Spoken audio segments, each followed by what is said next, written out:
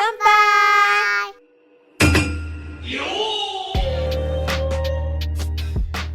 Bonjour et bienvenue dans le podcast Kanpai, format interview. Aujourd'hui, j'ai le grand plaisir de recevoir Julien Chiez, influenceur jeux vidéo, aujourd'hui youtubeur, mais qui est un vieux de la vieille de l'histoire du jeu vidéo en France, et bien entendu très proche du Japon par sa passion personnelle et aussi évidemment de par ses activités.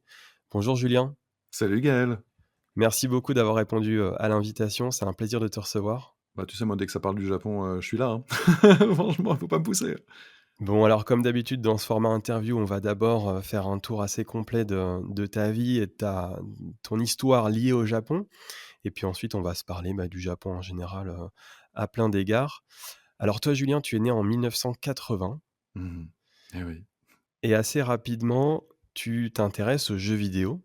Très rapidement, ouais, c'est vrai, c'est quelque chose qui m'est venu alors que je devrais dire que je n'y suis pas prédestiné parce que à la maison, on n'avait pas de télévision avant, ouh là, je devais avoir au moins 7 ans. Mes parents ne travaillaient pas du tout dans un univers proche, ni des médias, ni du JV et au contraire, à chaque fois que je leur parlais un peu de jeux vidéo et tout ça, ils avaient un regard, presque, suspicieux. Alors du coup, j'étais obligé d'aller un peu chez mes potes et tout pour toucher à la Master System, à la NES et tout ça. Mais du coup, moi j'ai bien galéré, hein, pour faire rentrer le jeu vidéo à la maison. Mais une fois que j'y étais, par contre, ça y est, j'ai fait ma place. C'est arrivé à peu près à partir du moment où vous avez eu une télé, justement, vers les années 87-88. Non, du tout, du tout, j'ai vraiment dû attendre, la première console qui est rentrée à la maison, c'est la Game Boy. Justement, probablement parce qu'elle ne prenait pas l'écran. Et assez rapidement derrière, j'ai réussi, à convaincre, ma mère en l'occurrence, qu'une Super Nintendo, regarde, c'est quand même vachement bien, il y a des couleurs très sympas et tout ça. Mais moi, j'achetais en fait, tous les magazines, les Joypad, Console Plus, Player One. Quelque part, je vivais ma passion un peu, par ce biais-là. Je feuilletais les pages, je regardais toutes les images. Je pense que je ponçais les feuilles avec mes yeux.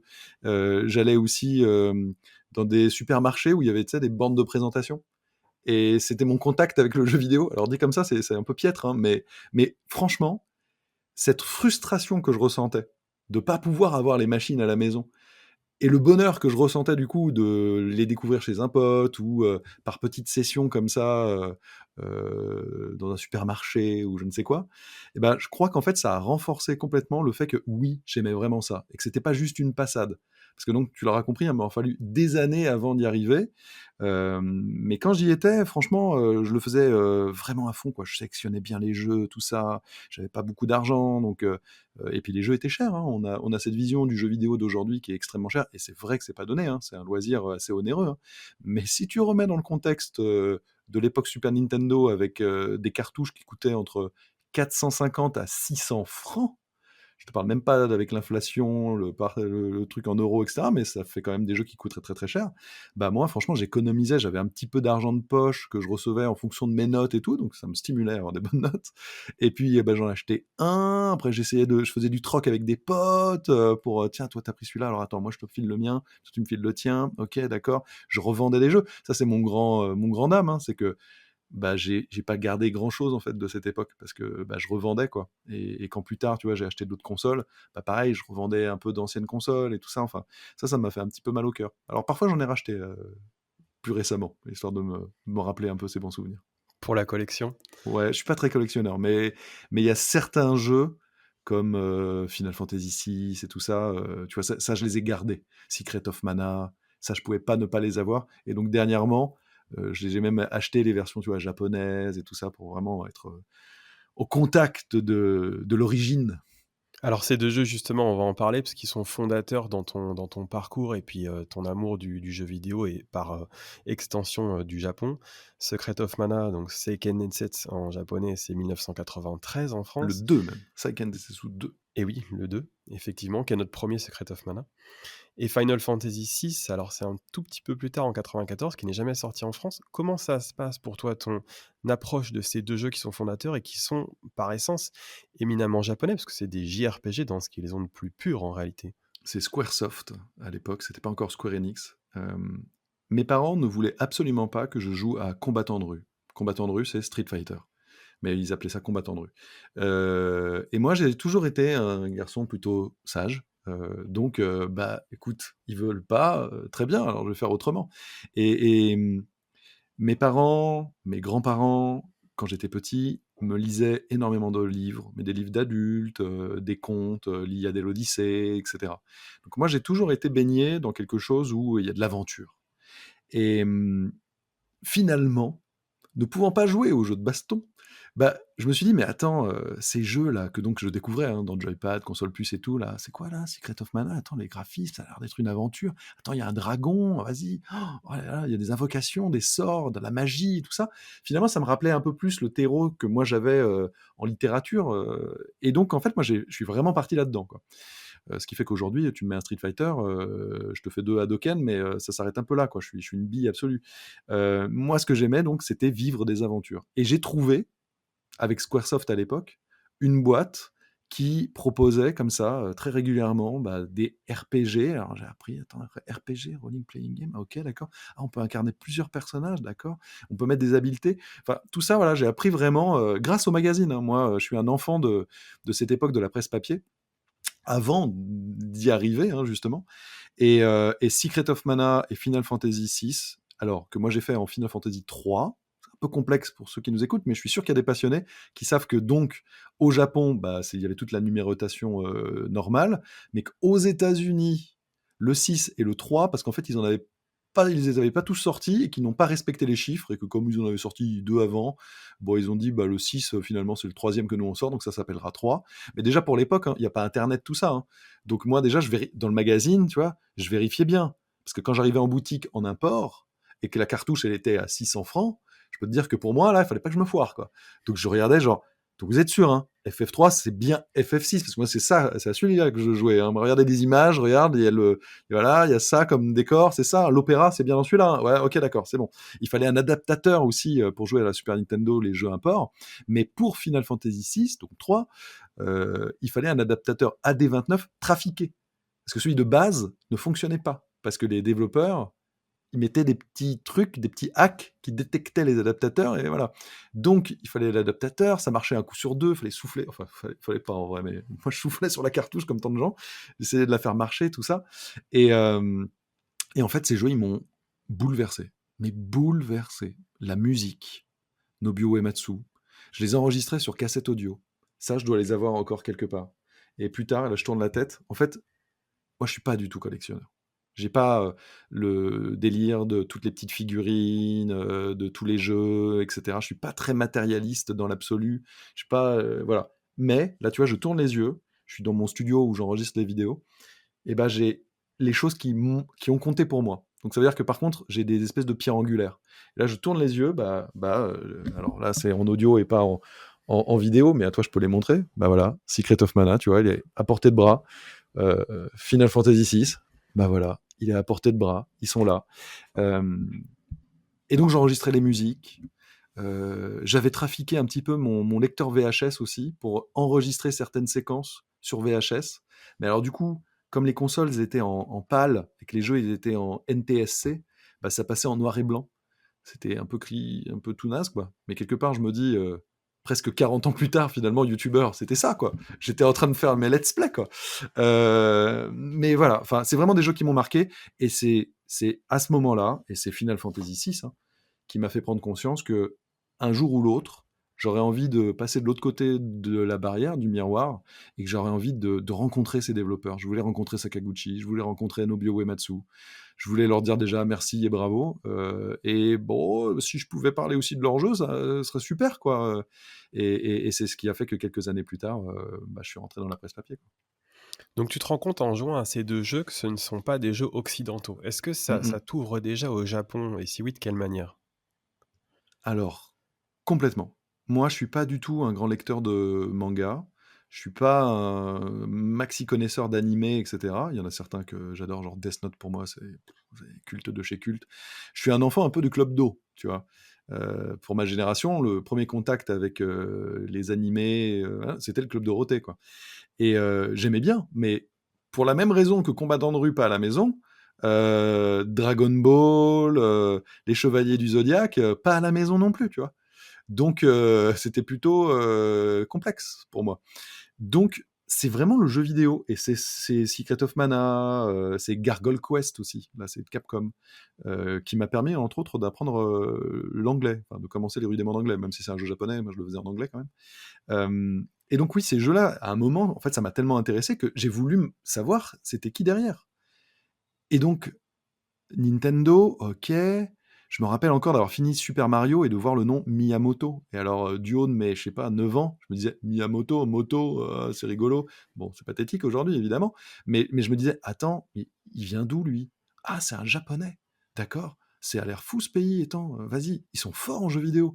Et du coup, en fait, ça m'a super intéressé de voir, tu vois, des noms différents, de voir que visuellement, les jeux japonais ressemblaient pas trop aux jeux occidentaux, que les gameplays, même si à l'époque je savais pas que c'était un gameplay, mais la manière de jouer et tout était vraiment différente. Et puis je me disais, mais attends, mais j'adore les jeux vidéo. Et en fait, attends, la Super Nintendo, bah, c'est japonais, la Mega Drive, c'est japonais, la Game Boy, mais c'est japonais, mais ils sont super forts. Mais c'est quoi ce pays? Et donc en fait, voilà, tac, tac, tac. J'étais tout petit, et après j'ai commencé à grandir et tout. Puis je me suis dit, mais c'est super.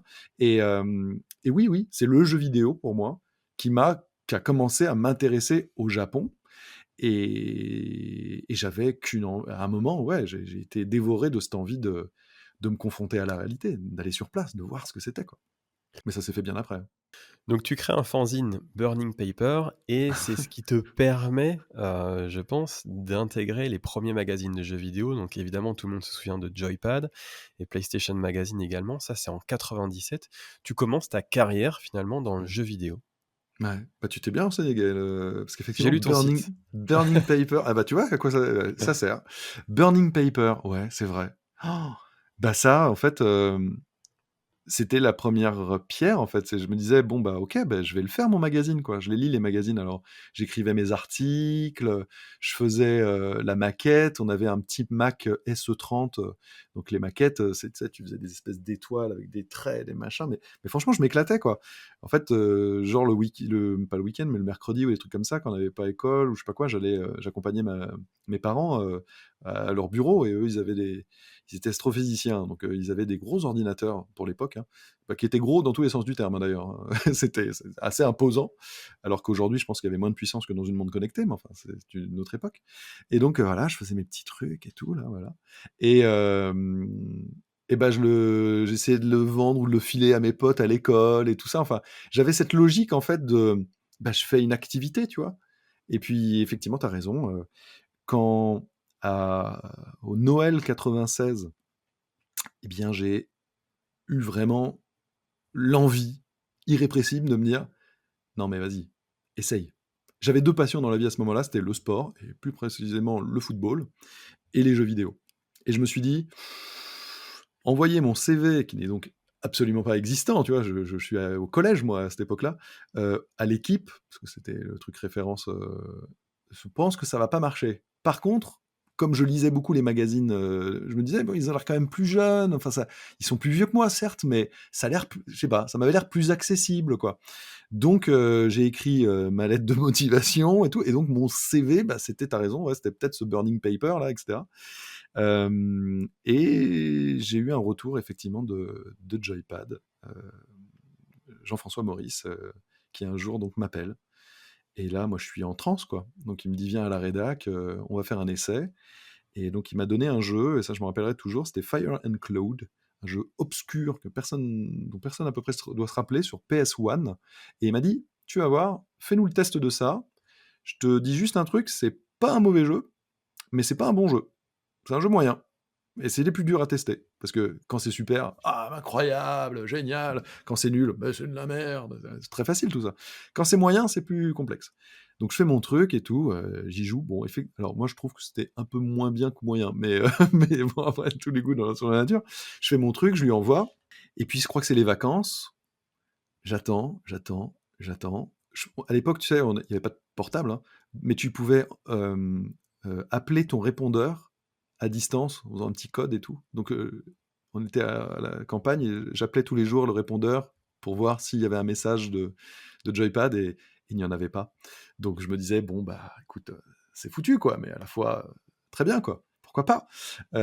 Mais par acquis de conscience quand même, en rentrant, je me dis: «Je l'appelle, quoi». Il s'est dû passer 2 semaines, au moins pour être sûr que c'est nul. Et là, il me fait, «Ah ouais, désolé, on était en plein bouclage, on n'avait pas eu le temps. Non, c'était très bien. Bah, passe à la rédac». Et là, je fais: «Wouah, je passe à la rédac, de fou». Donc je vais à la rédac.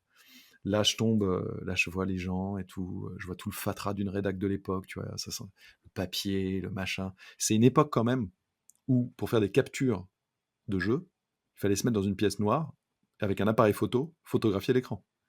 Et tu savais pas si ta prise elle était bonne, il fallait faire ensuite, sortir sur Ecta, donc une espèce de petites diapos, les photos, faire ça, non, trop brillant, ça nul, ça, ah, il y a la barre de machin, ah bah ça c'est pas bien, ah celui-là c'est pas trop mal. Voilà.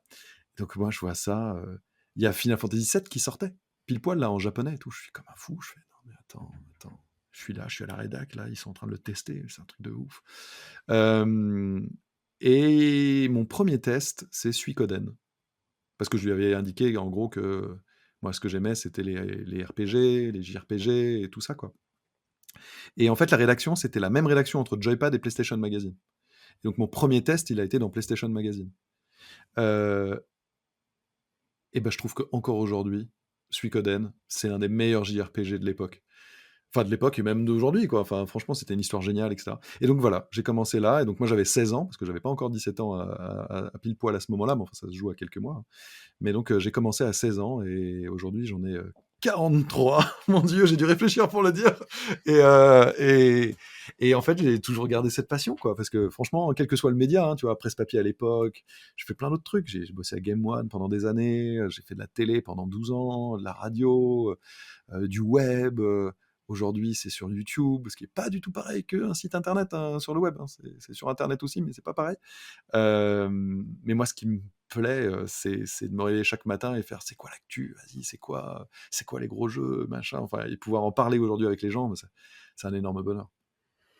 Tes années de Joypad et PlayStation Magazine, alors, on va en reparler un petit peu plus tard, mais c'est pendant ces années-là que tu fais ton premier voyage au Japon, Mmh. dans un cadre professionnel, hein, pour le Mmh. Tokyo Game Show évidemment, ça on y reviendra un peu plus tard dans l'émission. Donc tu poursuis dans la presse, hein, pendant quelques années et puis tu deviens en parallèle, chroniqueur, TV, donc sur Game One, Mmh. dans l'émission Le Big Show pendant quelques années, au début des années 2000. Alors c'était pas le C'est Big Show, ça c'est ce qui est venu après, mais je crois que j'y D'accord, étais pas moi. Moi, c'était la Game Zone. OK. Dans la Game Zone, ouais, je m'en rappelle. C'était cool la Game Zone. Donc c'est tes premiers pas, devant l'écran, enfin Mmh. derrière la caméra. Est-ce que ça change un petit peu ton regard justement sur la manière dont tu abordes ce métier qui devient ton métier, principal? Enfin, tu te poses plus de questions à ce moment-là, c'est le jeu vidéo.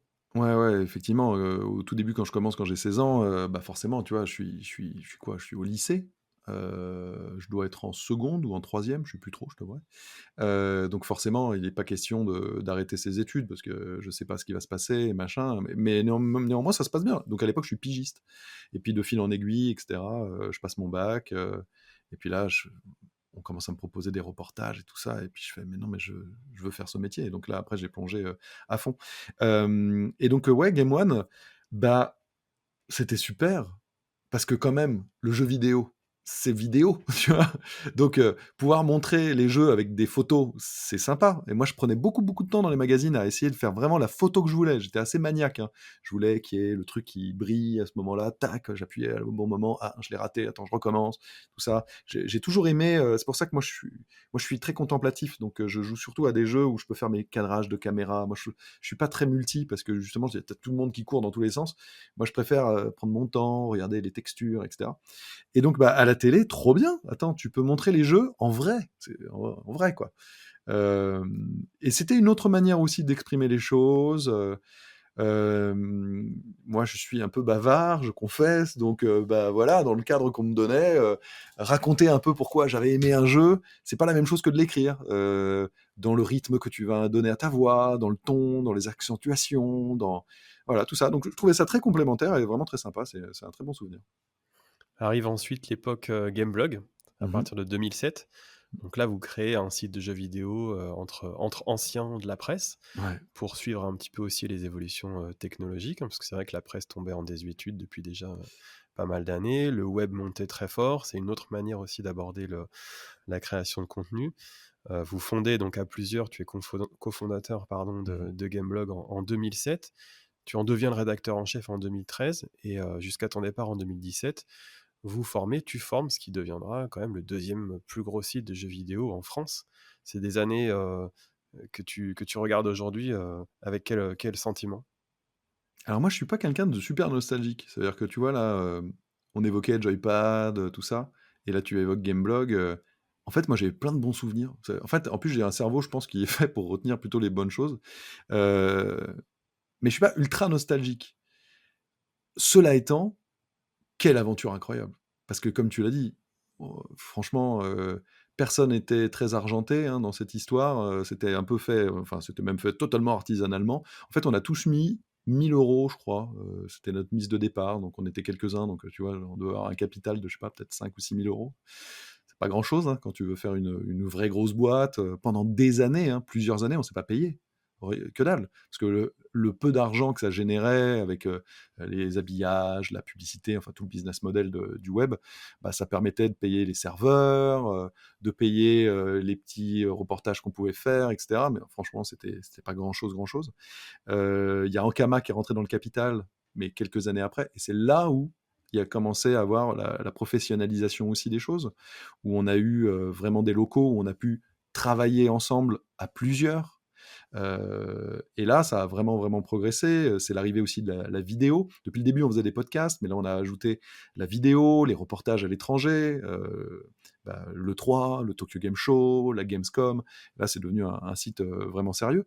Et ouais, et là, comme ça, de briques et de broc, on est arrivé à un moment, deuxième site de France de jeux vidéo, à une période où, en plus, où les places, elles étaient ultra arrêtées, quoi. Tu vois, on est parti, on avait 400 millions de kilomètres de retard. Et bah, franchement, moi, je suis très fier de ce qu'on a pu faire à cette époque-là. C'est plein de bons souvenirs, ouais. Ouais, franchement. Mais juste entre les deux, parce qu'il y a eu une rupture de continuité, en fait, à un moment. Entre le passage entre Joypad, Game One et Gameblog, il y a eu un passage qui m'a beaucoup appris et qui fait, en fait, je pense, aussi ce que je suis aujourd'hui. C'est à Bouyaka, la boîte de prod de Bertrand Hamar, où j'étais couteau suisse. J'étais rédacteur en chef d'émission, animateur d'émission, chef de projet et donc de réflexion aussi sur de la prod. Et en fait, et là, c'était pour de la télé. Et je l'ai fait quand même en tout, la télé, je pense que j'ai fait, alors pas qu'à Bouyaka, mais en tout, pendant 10 ans, quasiment tous les jours, je faisais des émissions télé, quoi. Que ce soit entre Game One, entre Bouyaka et tout ça. Et ça m'a énormément appris. Parce que moi, pareil, moi j'adore apprendre. Là, présentement, je suis en train d'enregistrer cette émission avec des petites pantoufles. Des petites charentaises, je suis bien, voilà, je suis tranquille. Mais dans ma vie professionnelle, j'aime pas les pantoufles et les charentaises. J'aime bien qu'il y ait des nouveaux défis, j'aime bien que ça bouge un peu. Le ronronnement m'ennuie un peu. Et donc c'est cool 2-3 ans, mais après, qu'est-ce qu'on fait? Comment on change un peu les choses? C'est quoi le step d'après, etc. Et bah, apprendre, c'est quoi un montage? Parce que quand j'étais à Game One, bah, je faisais mes émissions, mais il y avait des monteurs. Bah, tiens, moi, je passais beaucoup de temps avec les monteurs. Il y en a plein qui sont devenus des potes, d'ailleurs. Et je leur disais: «Mais attends, vas-y, moi, j'aimerais bien, est-ce qu'on peut faire cet effet-là? Est-ce qu'on peut faire ci? Est-ce qu'on peut faire ça?» «Ouais, on peut, mais attends, c'est un peu compliqué» ou machin. Ils me les montraient. Il y a même 2-3 fois où, tu vois, genre, ils me disaient: «Attends, vas-y, je peux le faire, là? Vas-y, montre-moi sur une timeline et tout». C'était sur Avid. Et en fait, parfois, à Bouyaka, par exemple, quand je produisais des émissions, enfin, je restais avec les monteurs jusqu'à 6 heures du matin. La plupart des gens ne faisaient pas ça. Quand tu étais prod, tu venais, tu checkais, tu vérifiais à la fin, mais moi, je restais, quoi, parce que j'aimais trop ça. Et en fait, je crois vraiment que ça m'aide aujourd'hui. Parce que du coup, aujourd'hui, tu vois, sur YouTube, je fais mes montages, je fais mes miniatures, et en fait, j'ai appris Photoshop, pas très très bien, mais un peu, les montages, pas très très bien, mais les rudiments quand même, comment on fait sur une timeline, c'est quoi les effets qu'on peut faire et machin, tout ça. Et surtout, ce que j'ai appris à cette époque-là, et c'est pour ça que je me permets de l'évoquer, c'est la prod. C'est quoi la prod? La production d'une émission. C'est comment on gère une équipe, comment on gère aussi un flux, des délais de livraison de vidéos, de machins, tout ça. Et en fait, ça m'a énormément aidé à l'époque de Gameblog, parce que tout le monde avait un background de presse papier, Et moi, ce que j'avais vraiment envie avec les autres, évidemment, mais ça, c'était mon expertise personnelle, c'est d'apporter aussi de la vidéo. Et donc, dès qu'on a pu avoir les moyens de le faire, etc., on a été les premiers à faire de la vidéo, et pas exactement de la même manière que les autres. Par exemple, les sites concurrents, quand on allait à l'E3 ou au Tokyo Game Show, ils faisaient généralement une émission par jour de 30 minutes qui résumait ce qu'ils avaient vu toute la journée. Moi, je disais qu'en termes de prod, c'était pas bon. Ça sert à rien de faire ça. Déjà, 30 minutes, c'est super long, donc déjà, il y a plein de gens, ils vont pas vouloir. Et ensuite, dans 30 minutes, ça parle de plein de sujets, tu sais pas ce que c'est. Alors que vaut mieux faire une pastille sur, bah, on a testé, je sais pas, Bayonetta, ensuite une pastille de, bah, on a découvert telle console, une pastille de machin, quitte à les regrouper après dans une grosse émission, c'est ce qu'on faisait avec les podcasts, et bon, machin, mais au moins, les gens, ils pouvaient aller prendre, je suis juste intéressé par Bayonetta, je regarde ça. Genre, ce qui permet en termes de prod, en plus, d'être plus rapide, et d'être plus efficace, et de le penser autrement. Enfin, tu vois, ça c'est un petit détail, mais voilà. Pareil, les podcasts, j'ai dit, mais à un moment, mais c'est bien l'audio, mais et si on filmait les podcasts? Ça pourrait être cool. Et comment on peut le faire? Enfin, tu vois, plein de réflexions de prod, en fait, et d'audiovisuel. Et donc, c'est pour ça que je l'ajoute à cette équation-là, parce que si j'avais pas eu cette période, je pense que je n'aurais pas été ce que je suis, et la manière dont je le fais aujourd'hui. Voilà. À partir de 2017, alors c'est le départ de Gameblog pour toi et on en parlait juste avant l'enregistrement. Tu pars au Japon pendant 2 semaines. Encore une fois, on va reparler du Japon, de manière bien plus proche là dans quelques minutes et tu crées ta chaîne YouTube qui est aujourd'hui encore ton activité principale, donc ça fait déjà, 6 ans. Mmh. De la même manière que l'aventure Gameblog, tu crées une chaîne YouTube ex nihilo et tu deviens aujourd'hui, une des premières, sinon la plus grosse chaîne de jeux vidéo francophone, avec une activité qui est débordante. On en parle régulièrement ensemble. Le bistrot du jeu vidéo, évidemment, avec l'actu, les tests de jeux, les lives que tu fais avec Carole, le suivi des annonces, des présentations, des salons, des vlogs. Bon, ça, on en reparlera un petit peu plus tard. Comment on fait pour être Julien Chiez, youtubeur aujourd'hui? C'est fou d'extérieur. On se demande comment c'est faisable humainement et physiquement. Bah, je pense qu'il y a un mot qui qualifie en fait, ma vie, ma carrière, et je n'en changerai pas de ce mot. Même si certains essayent de l'avilir parfois un peu, c'est le mot passion. Je suis passionné par ce que je fais. J'ai toujours été passionné par ce que je fais, et j'ai la chance, et ça je pèse, hein, je sais que c'est être privilégié que de pouvoir dire ça, mais depuis que j'ai 16 ans, je vis de ma passion. Alors après, j'ai dû me renouveler, il y a eu des hauts, il y a eu des bas, et cetera, hein. C'est pas une trajectoire, ultra rectiligne, et cetera. Je me suis donné les moyens pour, je bosse beaucoup pour, je suis moi j'ai mais j'ai la chance de travailler avec ce que j'aime, de faire ce que j'aime. Et donc, ouais, en 2017, pour être tout à fait précis, en fait, je découvre que j'ai une chaîne YouTube. Parce que je voulais mettre une vidéo pour clore un peu le chapitre Gameblog, et je me dis, bon, bah, je vais faire une petite vidéo sur YouTube, quoi, tu vois, pour prévenir les gens, etc., quoi. Et donc, je me dis, bah, je vais créer ma chaîne, je vais la mettre dessus. Et puis là, quand je tape mon truc, il me dit, mais vous avez déjà une chaîne avec votre compte là. Je fais, ah bon? Et donc, c'est pour ça que si tu vas dans le à propos de ma chaîne, tu découvriras qu'elle existe depuis 2011. Mais j'ai découvert en 2017 qu'elle existait depuis 2011. C'est-à-dire que j'avais dû créer, tu sais, elle avait dû se créer automatiquement, ou je l'avais créée, tu sais, quand tu crées un Gmail, quoi.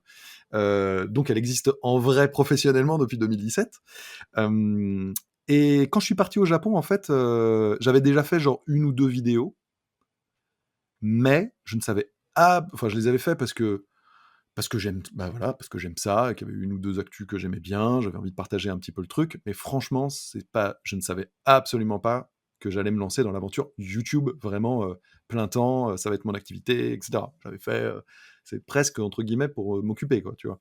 Et effectivement, je me dis, j'avais eu une période compliquée sur plusieurs mois, années là.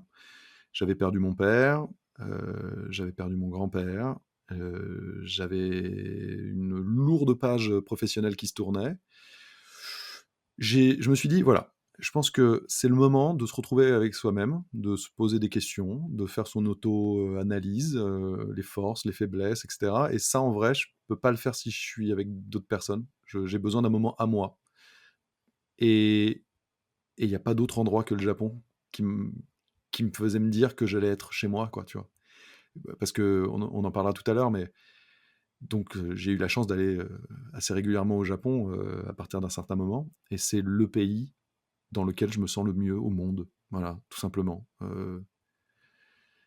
et donc je voulais cette sérénité, je voulais ce bien-être et en fait, bah, je l'avais jamais fait de ma vie, mais je me suis retrouvé face à moi-même, tout seul, pendant 2 semaines et demie. Alors, tout seul, oui et non, parce que j'ai quand même pas mal de potes là-bas. Donc, le soir, quand j'étais à Tokyo, je pouvais aller voir des potes, j'avais fait un repas, avec des gens qui me suivaient, et cetera. Mais bon, dans la journée, globalement, j'étais tout seul. Quand j'étais à Kyoto, je connais quelques personnes, mais pareil, un peu moins. Puis bon, j'ai profité un petit peu de cette période-là et ça m'a rechargé de fou, en fait. Et quand je suis rentré, il y avait l'E3 2017 qui approchait. Carole me dit: «Vas-y, on couvre l'E3, comme on a toujours eu l'habitude de le faire, on le fait en vidéo, on va suivre les confs et cetera». J'ai fait: «Ah ouais, tu crois?» Et je dis: «Bah, vas-y, on fait un truc, bah, si on le fait ensemble, on l'appelle Caro Jus». Hem Et je lui avais dit, «Bon, si on a genre 1000 personnes qui nous suivent, c'est champagne, quoi». On avait plus de 12 000 personnes en simultané la première année, plus de 25 000 la deuxième année. Quelques années plus tard, c'est lancement de la PS5 et machin, on avait 110 000 connectés en simultané. Et on est suivi par énormément de familles, par énormément de couples, c'est l'une de nos fiertés. Donc en fait, face à nos vidéos, il y avait sûrement en simultané entre, je sais pas, 200-300 000 personnes qui regardaient. Et effectivement, aujourd'hui, j'ai cette chance et j'en remercie vraiment au quotidien les gens qui me font l'amitié et leur fidélité d'être là au quotidien. Mais c'est vrai que sur l'actualité du jeu vidéo, parce qu'il y a plein de gens qui font du jeu vidéo, mais sur l'actualité du jeu vidéo au quotidien, c'est vrai que ma chaîne sur YouTube aujourd'hui est la première chaîne de France et en fait depuis 6 ans maintenant, depuis qu'elle existe. Et en fait, je pense que, très sincèrement, hein, j'ai pas du tout amené le jeu vidéo sur YouTube, hein, genre 0, hein, que dalle. On m'a pas attendu, hein. En revanche, le traitement de l'actualité au quotidien, de manière, on va dire, professionnelle, comme ce que faisaient en fait les sites classiques, des tests, des news, des reportages, des interviews, des reportages, en vrai, à avril 2017, je crois qu'il n'y en avait pas beaucoup, si ce n'est pas du tout.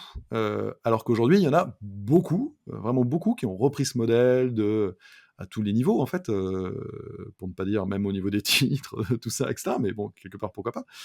Euh, donc voilà, ouais, ça a fait une vraie bascule et aujourd'hui, on voit que le média d'actualité de jeux vidéo, il a vachement changé depuis quelques temps, hein, et qui s'est beaucoup déporté sur YouTube, sur Twitch, etc. Euh, je pense qu'effectivement, j'y suis pas totalement étranger. Alors pas moi à proprement parler, mais en tout cas cette nouvelle manière de communiquer, parce que je me rappelle au tout début en 2017, 2018, 2019, plein de gens qui s'abonnaient et me disaient: «Ah bah avant je regardais pas YouTube trop pour le jeu, pour l'actualité du jeu vidéo. Maintenant du coup je regarde ta chaîne, etc.» Puis ça s'est fait comme ça. Et puis aujourd'hui il y a quand même 625 000 abonnés et plus, donc merci beaucoup, c'est top. Et c'est que le début. Alors, je sais pas si tu as une journée type, mais comment on arrive à travailler dans ce métier? J'imagine que tu comptes pas tes heures, il y a les histoires de décalage horaire, l'actu ne s'arrête jamais, le Japon est à +7 ou +8, les États-Unis sont à -6, -9. Comment on arrive à gérer un équilibre personnel avec une chaîne YouTube aussi suivie et qui nécessite autant de suivre l'actualité? Eh ben, c'est chaud. C'est pour ça que je te dis, si t'es pas passionné, tu tiens pas, en fait. Si tu là juste, parce que tu as vu la lumière ou que tu te dis, «Ah, c'est un business florissant, je vais me faire des sous» et cetera, je pense que tu exploses en plein vol. Enfin, je pense que tu arrives à tenir 6 mois, 1 an, peut-être aller 2 ans parce que voilà, puis au bout d'un moment, enfin, tu lâches, quoi.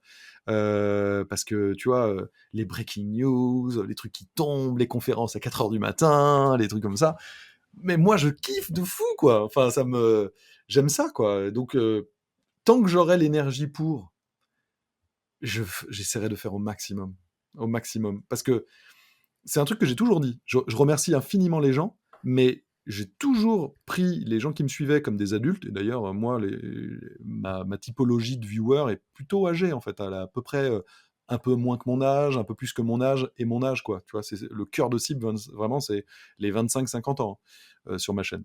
Euh, mais j'aurais toujours dit, hein, la première personne qui doit prendre du plaisir, c'est moi.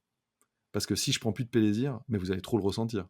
Et donc, bah, j'ai la chance de pouvoir continuer à prendre du plaisir. Ce qui veut pas dire qu'il y a certaines news, tu vois, qui m'intéressent moins que d'autres, mais je sais que c'est des news importantes, donc je les fais évidemment.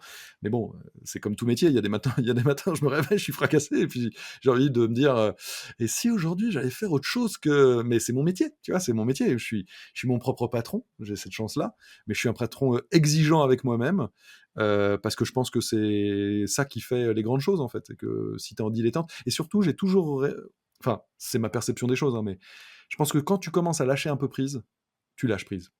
C'est-à-dire que si tu commences, tu vois, le bistrot du jeu vidéo, c'est tous les jours, sauf problème impondérable de ouf, etc.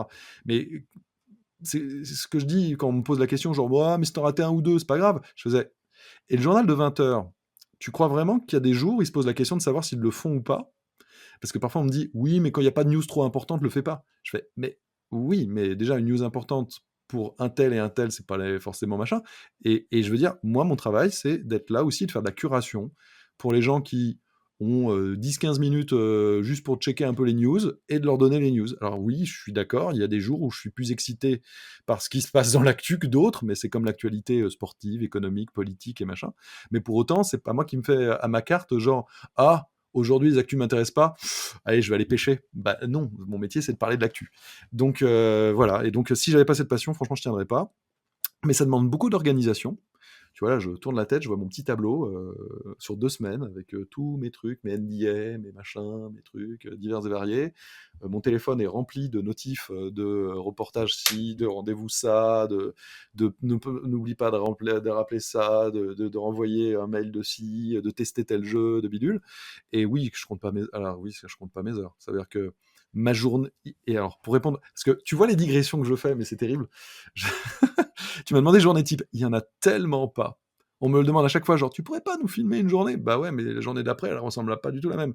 Combien de fois, par exemple, tu vois, là, bah, pas plus tard que la semaine dernière, j'avais un pote qui était à la maison, il a dormi à la maison et tout, et le matin et tout, je lui ai dit, mon pote, c'est, là en l'occurrence, c'était Wawa, qui est une très belle chaîne de rétro gaming, et on s'était dit, vas-y, le matin, j'avais un truc, on fait l'unboxing, quoi.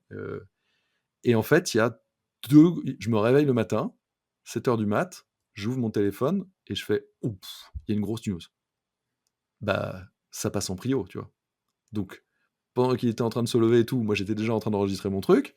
Ensuite, il me dit: «Bah, on fait l'unboxing?» Je fais: «Ouais, ouais». On fait l'unboxing. Pendant qu'on était en train de le faire, il y a une grosse news qui tombe. Donc dès qu'on a eu fini, je fais: «Oh, pouf, attends, il faut que je fasse ça». Enfin, voilà, donc et bah, tout ça n'était pas prévu. On aurait dû normalement avoir une journée tranquille, on faisait notre petit tournage, sympa, machin. Et bah, ça s'est pas passé comme ça, et ça se passe plein de fois pas comme ça. Donc j'ai un métier avec lequel on compose avec une actualité qui est mouvante et qui n'est pas tout. Alors, plein de fois, je sais, parce que tu vois, j'ai des NDA. Là, par exemple, il y a 2-3 trucs, je sais, dans les prochains jours, au moment où on tourne, ce qui arrive. Par exemple, je sais que moi, ma journée de demain, elle va être très, très intense, très chargée. Mais il y a peut-être des choses qui vont se caler en plus, que je ne sais pas encore. Donc, voilà. Mais c'est aussi ce qui fait, à mon sens, le sel et le plaisir de la chose, c'est que, du coup, bah, c'est jamais pareil et que j'arrive pas à me lasser, du coup. Si c'était tous les jours la même, peut-être qu'au bout d'un moment, je commencerais à trouver le temps long, mais c'est pas le cas. Tu as réussi à fédérer une communauté, très fidèle, de gens qui te suivent pour certains depuis très longtemps et j'imagine que c'est un moteur de cette passion évidemment. Est-ce que c'est compliqué, malgré tout d'être une personnalité publique au quotidien?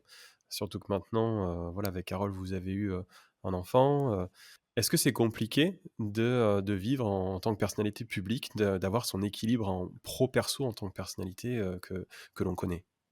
Je pense qu'on personne n'est préparé à voir, soudainement, plein de gens, qui, te jugent, au quotidien, chacun de tes mots, de tes actions, de tes trucs. Et moi, je suis une toute petite personnalité d'un segment très niche qu'est le jeu vidéo, qui est et dans le jeu vidéo, une autre niche, l'actualité du jeu vidéo. Cela étant, on n'est pas tant que ça, en fait, à donner un avis. C'est-à-dire, moi, je donne des avis, tu vois? C'est subjectif, c'est personnel. Je donne des avis quand je teste un jeu, j'aime ci, j'aime pas ça. Je donne des avis aussi sur l'actualité, je fais des éditos, et donc forcément, on est dans un univers, le jeu vidéo, qui, à mon sens, à l'image du sport et donc principalement le football et la politique. Je pense qu'on est dans les 3 domaines sur lesquels il y a le plus de passion, donc c'est super cool. Mais à la fois, il y a passion égale déraison sur plein de choses. Et donc, les, les, les hardcore du football sont quand même assez impitoyables les uns envers les autres. Les hardcore de la politique, ça peut être complètement abominable. Et les hardcore du jeu vidéo, c'est parfois un peu lourdingue. Donc, bah, il faut composer avec ça. Alors, comme tout humain, il y a des hauts, il y a des bas. Hein. C'est-à-dire que il y a des jours où ça te passe complètement au-dessus. Il y a des jours où peut-être t'es pas bien luné, t'as eu des problèmes dans ta vie, machin, ça t'affecte un peu plus. Bon, la chose étant que, au début, c'est très surprenant. Parce que ça vient vachement des réseaux sociaux, des machins et tout. Tu t'en prends plein la gueule soudainement. Tu te dis, mais j'ai dit un truc si grave que ça. Entre guillemets, j'ai pas aimé un jeu que d'autres ont aimé, ou j'ai aimé un jeu que d'autres n'ont pas aimé, ou j'ai trouvé que la prise de parole de tel constructeur était bien ou pas bien, et donc les fans de machin, c'est bien ou c'est pas bien, bah, ils viennent te taper dessus. Ce qui est amusant, c'est que dans la même journée parfois, tu peux dire du bien, par exemple, de Sony, de Xbox, de Microsoft, de PlayStation, de Nintendo, de la Switch, de je sais pas quoi. Mais dans la même journée, tu peux dire du bien de 2 différents, mais les autres vont entendre que tu as dit ça, mais alors pourquoi moi pas? Et que, ben, enfin, c'est amusant. Et donc, bah, maintenant, au bout de plusieurs années, je crois que je perds plus du tout de temps avec ça. Et que donc, bah, je base, quoi. Je bloque. C'est-à-dire, tu me tombes dessus, tu m'insultes, tu m'agresses, ça veut dire qu'a priori, t'aimes pas ce que je fais. Moi, me réveiller le matin ou me prendre ton déluge de trucs, écoute, on va se prendre des vacances tous les deux, donc voilà, au revoir. Ça t'empêchera pas de voir ce que je fais, hein, tu peux regarder mes vidéos. Je t'empêcherai pas de dire tout le mal que tu peux penser de ce que je fais. Il y a pas de souci, mais juste, j'ai plus envie de le voir, si tu veux. J'ai aucun problème avec la critique quand elle est construite, argumentée et machin, mais quand c'est juste de la merde, c'est malheureusement sur les réseaux sociaux de plus en plus que de la merde, c'est-à-dire c'est binaire, blanc-noir. Mais c'est de la merde, mais pourquoi il veut dire ça? Mais sinon, voilà. Bon, bah ça, ces éruptions-là m'intéressent pas trop, parce que je préfère me focaliser sur mon travail, tu vois. Après, je suis vraiment un humain, tu vois, avec mes qualités et mes défauts. J'ai fait des choses sur rétrospectivement aujourd'hui, bah, je me dis ah j'aurais peut-être pas dû le faire comme ci, j'aurais pas dû le faire comme ça. Je ferai encore des erreurs à l'avenir, tu vois. Enfin, franchement, je n'ai aucun problème à dire. Enfin, je ne suis pas un monolithe de sagesse et de qualité constante et perpétuelle et machin. Non, je suis pas voilà. Mais j'essaye de faire toujours au mieux. Donc en tout cas, ce qui est certain, c'est que quand je fais quelque chose, je le fais avec cœur, quoi. Donc quand je dis un truc, je le pense vraiment, tu vois. Après, je peux me tromper, tu vois.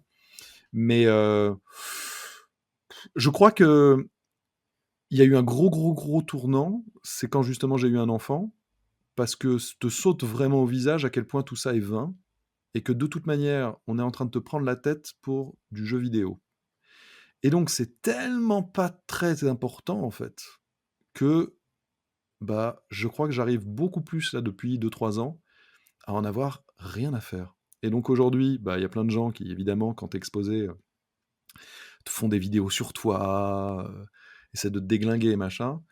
Bah, 99% du temps, je regarde même pas. Donc généralement, je l'apprends parce qu'il y a quelqu'un qui me dit: «Tu vu, machin?» Je fais: «Non, j'ai pas vu» et puis en fait, je m'en fous. Ils pensent bien ce qu'ils veulent. Moi, je sais moi, la seule chose qui m'importe, c'est pouvoir me regarder devant la glace.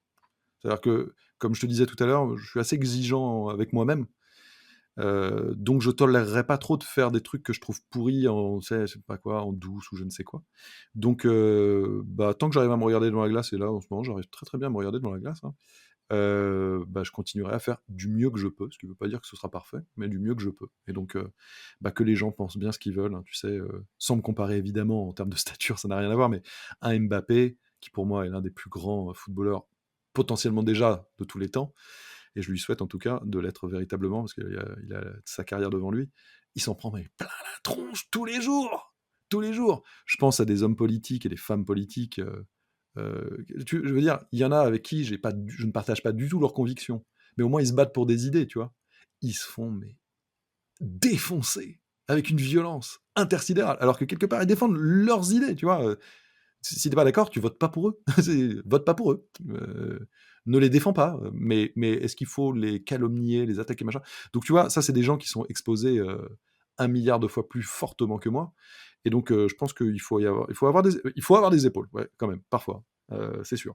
Mais bon, en vrai, aujourd'hui, tu sais ce que disait la reine d'Angleterre, qui elle aussi en a vu des vertes et des pas mûres.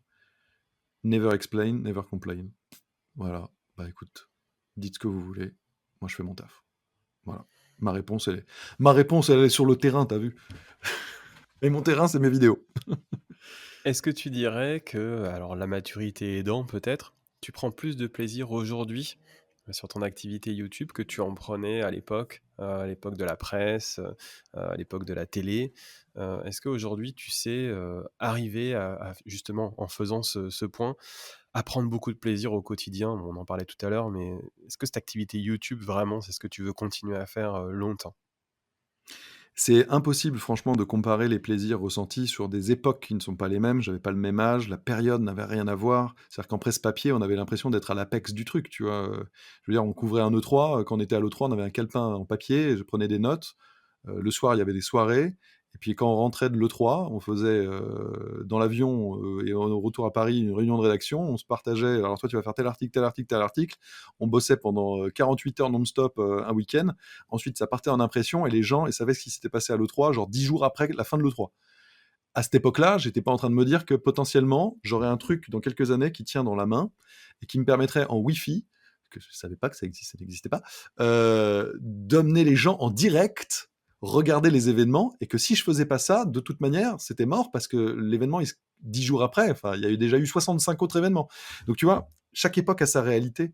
Et j'ai pris un pied monstrueux à l'époque de la presse papier. J'ai des souvenirs, je pourrais en faire 25 podcasts.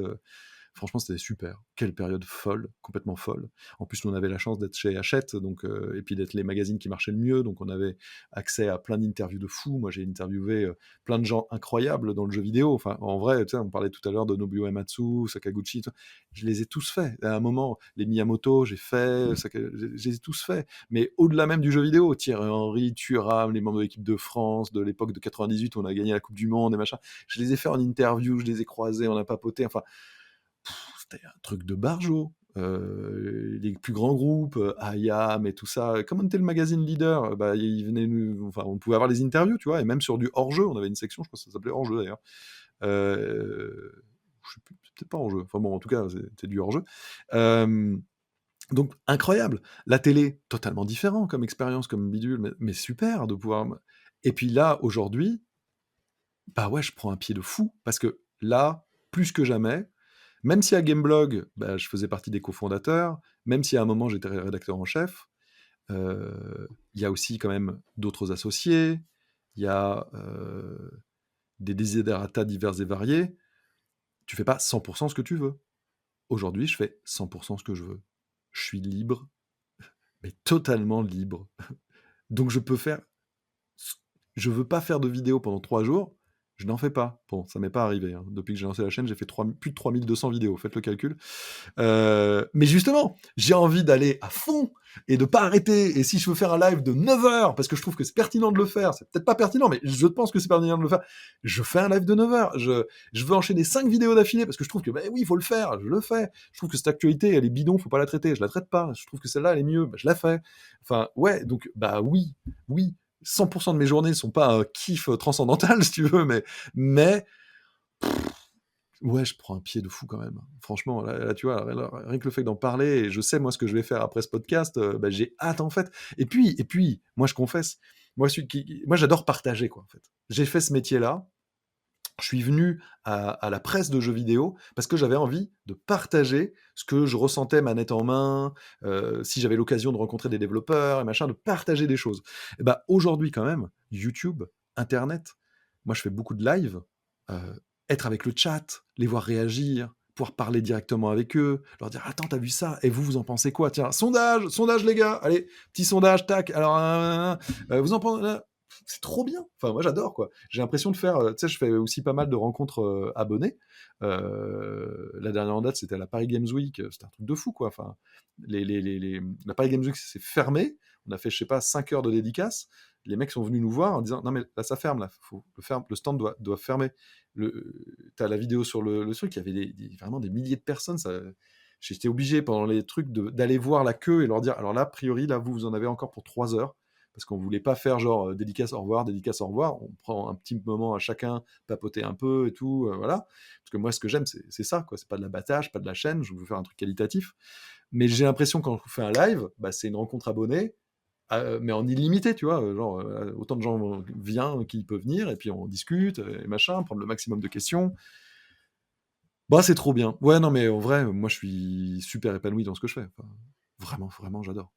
Comment on fait après 30 ans de jeux vidéo, à prendre encore du plaisir à jouer aux jeux vidéo finalement? Est-ce que ta passion a évolué? Tu as toujours eu un jeu vidéo professionnel? Tu avais Mmh. toujours, cet article à écrire, ce Sauf quand j'étais podcast? petit, mais Oui, voilà, mais rapidement, en mmh réalité mh. depuis 96-97 Bah, comme on ouais, le c'est disait. ça. Ouais, c'est vrai. Après quasiment 30 ans, est-ce qu'on arrive Mmh. toujours à prendre du plaisir à jouer aux jeux vidéo quand on en parlait, avec d'autres interviewés, mais il y a toujours dans la tête, cette vidéo qu'on va faire, cette manière dont on va présenter le jeu. Est-ce que c'est intéressant? Est-ce qu'on arrive toujours à prendre du plaisir à jouer pour jouer finalement? Et est-ce que cette passion du jeu vidéo, elle a évolué, à la fois personnellement et professionnellement pendant ces 30 ans? Bah, oui. Moi, en tout cas, alors je sais que c'est pas forcément communément, le cas. Il y a beaucoup de gens qui d'ailleurs, dernièrement, il y a eu beaucoup, beaucoup de départs dans la presse de jeux vidéo.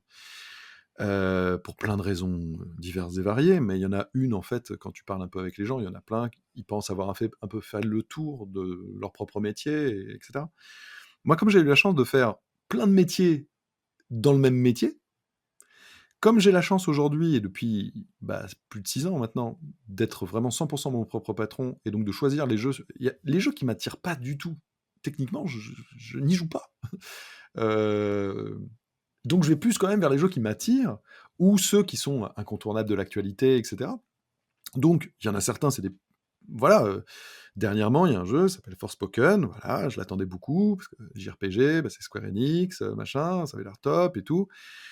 Il m'est tombé des mains, j'en pouvais plus. Mais pour autant, pour finir mon test, j'ai fini le jeu, et cetera, pour être sûr, jusqu'au bout, que c'était bien ou pas, ou machin. Non, c'était pas bien jusqu'au bout. En tout cas, moi, je trouve, hein, après, tous les goûts sont dans la nature. Donc, il y a pas certains tests qui sont plus embêtants que d'autres. En tout cas, c'est un peu plus relou. J'ai pris moins de plaisir que sur Hogwarts Legacy, par exemple, techniquement, pour parler de jeux récents. Mais bah non, moi je et puis surtout, moi le truc c'est que les tests, c'est pas du tout mon exercice préféré, hein. Moi j'adore l'actualité. Moi c'est l'actu, moi c'est les news. À l'époque de Joypad, j'avais, créé une rubrique qui s'appelait Businesspad. C'était les news business. C'est-à-dire, les mouvements économiques, comment la stratégie, tout ça, moi ça m'a toujours super intéressé. Bon, bah, en ce moment, on en parle beaucoup, beaucoup avec les rachats, tout ça, etc. Mais donc, moi, en fait, c'est tout le spectre global du jeu vidéo. C'est pas juste jouer qui m'intéresse dans le jeu vidéo. C'est ce qui s'y passe, c'est les intervenants, c'est les mouvements de l'industrie, c'est tout ce qui évolue depuis le Covid, par exemple. Est-ce que les grands salons vont revenir? Vont-ils revenir à fond ou à minima? Comment est-ce que la communication des constructeurs, des éditeurs se fait, via des grands messes à l'ancienne, via des vidéos seulement. Comment est-ce que notre propre métier va évoluer? Moi, par exemple, tu vois, j'intègre totalement dans ces réflexions-là. Comment moi est-ce que je vais faire mon travail dans les 10 prochaines années? Ça va sûrement encore changer. Les métaverses, les univers virtuels, est-ce que demain, est-ce que je vais pas être avec mes viewers dans un métaverse en train de leur faire le truc? Peut-être que si. Peut-être que ce sera bien, peut-être que ce sera pourri, je sais pas, est-ce qu'il faut prendre cette trend ou pas, la suivre, la regarder? Et donc, comme je suis à la fois joueur, comme je suis à la fois entrepreneur, comme je suis à la fois média, bah, j'ai tout ça qui ensemble se télescope et fait que je ne peux absolument jamais m'ennuyer. Et donc je ne m'ennuie jamais. J'aimerais parfois d'ailleurs un peu m'ennuyer un tout petit peu, s'il vous plaît, je vous en prie. Laissez-moi m'ennuyer un tout petit peu pour que je recharge les batteries, mais voilà quoi. Non, non, j'ai trop de sujets qui m'intéressent. En fait, je suis gourmand. J'aime ça. C'est-à-dire que plein de fois, tu vois, j'ai des potes, et ils ont grave raison, ou des gens qui me disent: «Mais tu devrais lever un peu le pied». Parfois, on me dit, «Non, mais regarde, t'es numéro un et tout». Bon, même si, tout ça, moi, ça m'intéresse moyennement, mais je veux dire, ça veut dire genre: «Ah, ça marche bien, c'est pas parce que tu fais pas cette vidéo que les gens, ils vont arrêter de te suivre», et cetera. Oui, mais ces vidéos, je les fais pour les gens et je les fais pour moi aussi. C'est-à-dire que, par exemple, quand je prends de temps en temps, rarement, mais des vacances, s'il y a une grosse news qui tombe, ça me rend ouf. Je suis comme un dingue. Il faut que je la fasse. Mais pas pour faire, des vues ou je sais pas quoi, c'est pas ça l'idée. Aujourd'hui, j'ai la chance que ça marche suffisamment, je suis plus trop dans cette enfin, je regarde évidemment, enfin comme tout le monde, si ça chute ou machin, ça m'emmerde. Mais si je suis en vacances, tu vois, c'est pas pour faire, je sais pas 50 000, 100 000 vues, 20 000 vues, 30 000 vues de plus ou de moins, c'est pas ça qui va changer la face de ma vie. Mais j'ai envie d'en parler, en fait. J'ai envie et je me dis et les gens, ils m'attendent là-dessus, puis tac, tu regardes Twitter, tu vois les gens: «Tu as vu cette news Julien? Tu vas en parler? Est-ce que tu machin? Tu en penses quoi?» et en vrai, je fais: «Ah, j'en pense plein de choses, mais attends, j'ai envie de vous en parler, alors attends» et puis je fais: «Attends, pendant 20 minutes, je fais juste, un petit truc, puis voilà». Donc je suis passionné par mon métier. Voilà, je crois qu'il y a pas d'autre chose, tout simplement. On va axer la seconde partie de l'interview, de ce podcast un petit peu plus sur le Japon, qui je sais est un sujet, également passion chez toi. Pour aborder ce sujet, je fais une petite transition. Est-ce que tu as des notions de japonais? Et puisqu'un apprentissage, de langue n'est jamais terminé, est-ce que c'est, une frustration chez toi? Est-ce que tu voudrais, poursuivre cet apprentissage? Alors évidemment, on vient de parler du temps qui te manque, mais, quel est ta ton rapport à la langue japonaise? Je vais te faire une réponse qui, je pense, va te surprendre et surprendre pas mal de personnes. Hem, J'aime tellement le Japon que j'ai pas envie d'apprendre le japonais. C'est bizarre, c'est contre-intuitif. Mais pourquoi?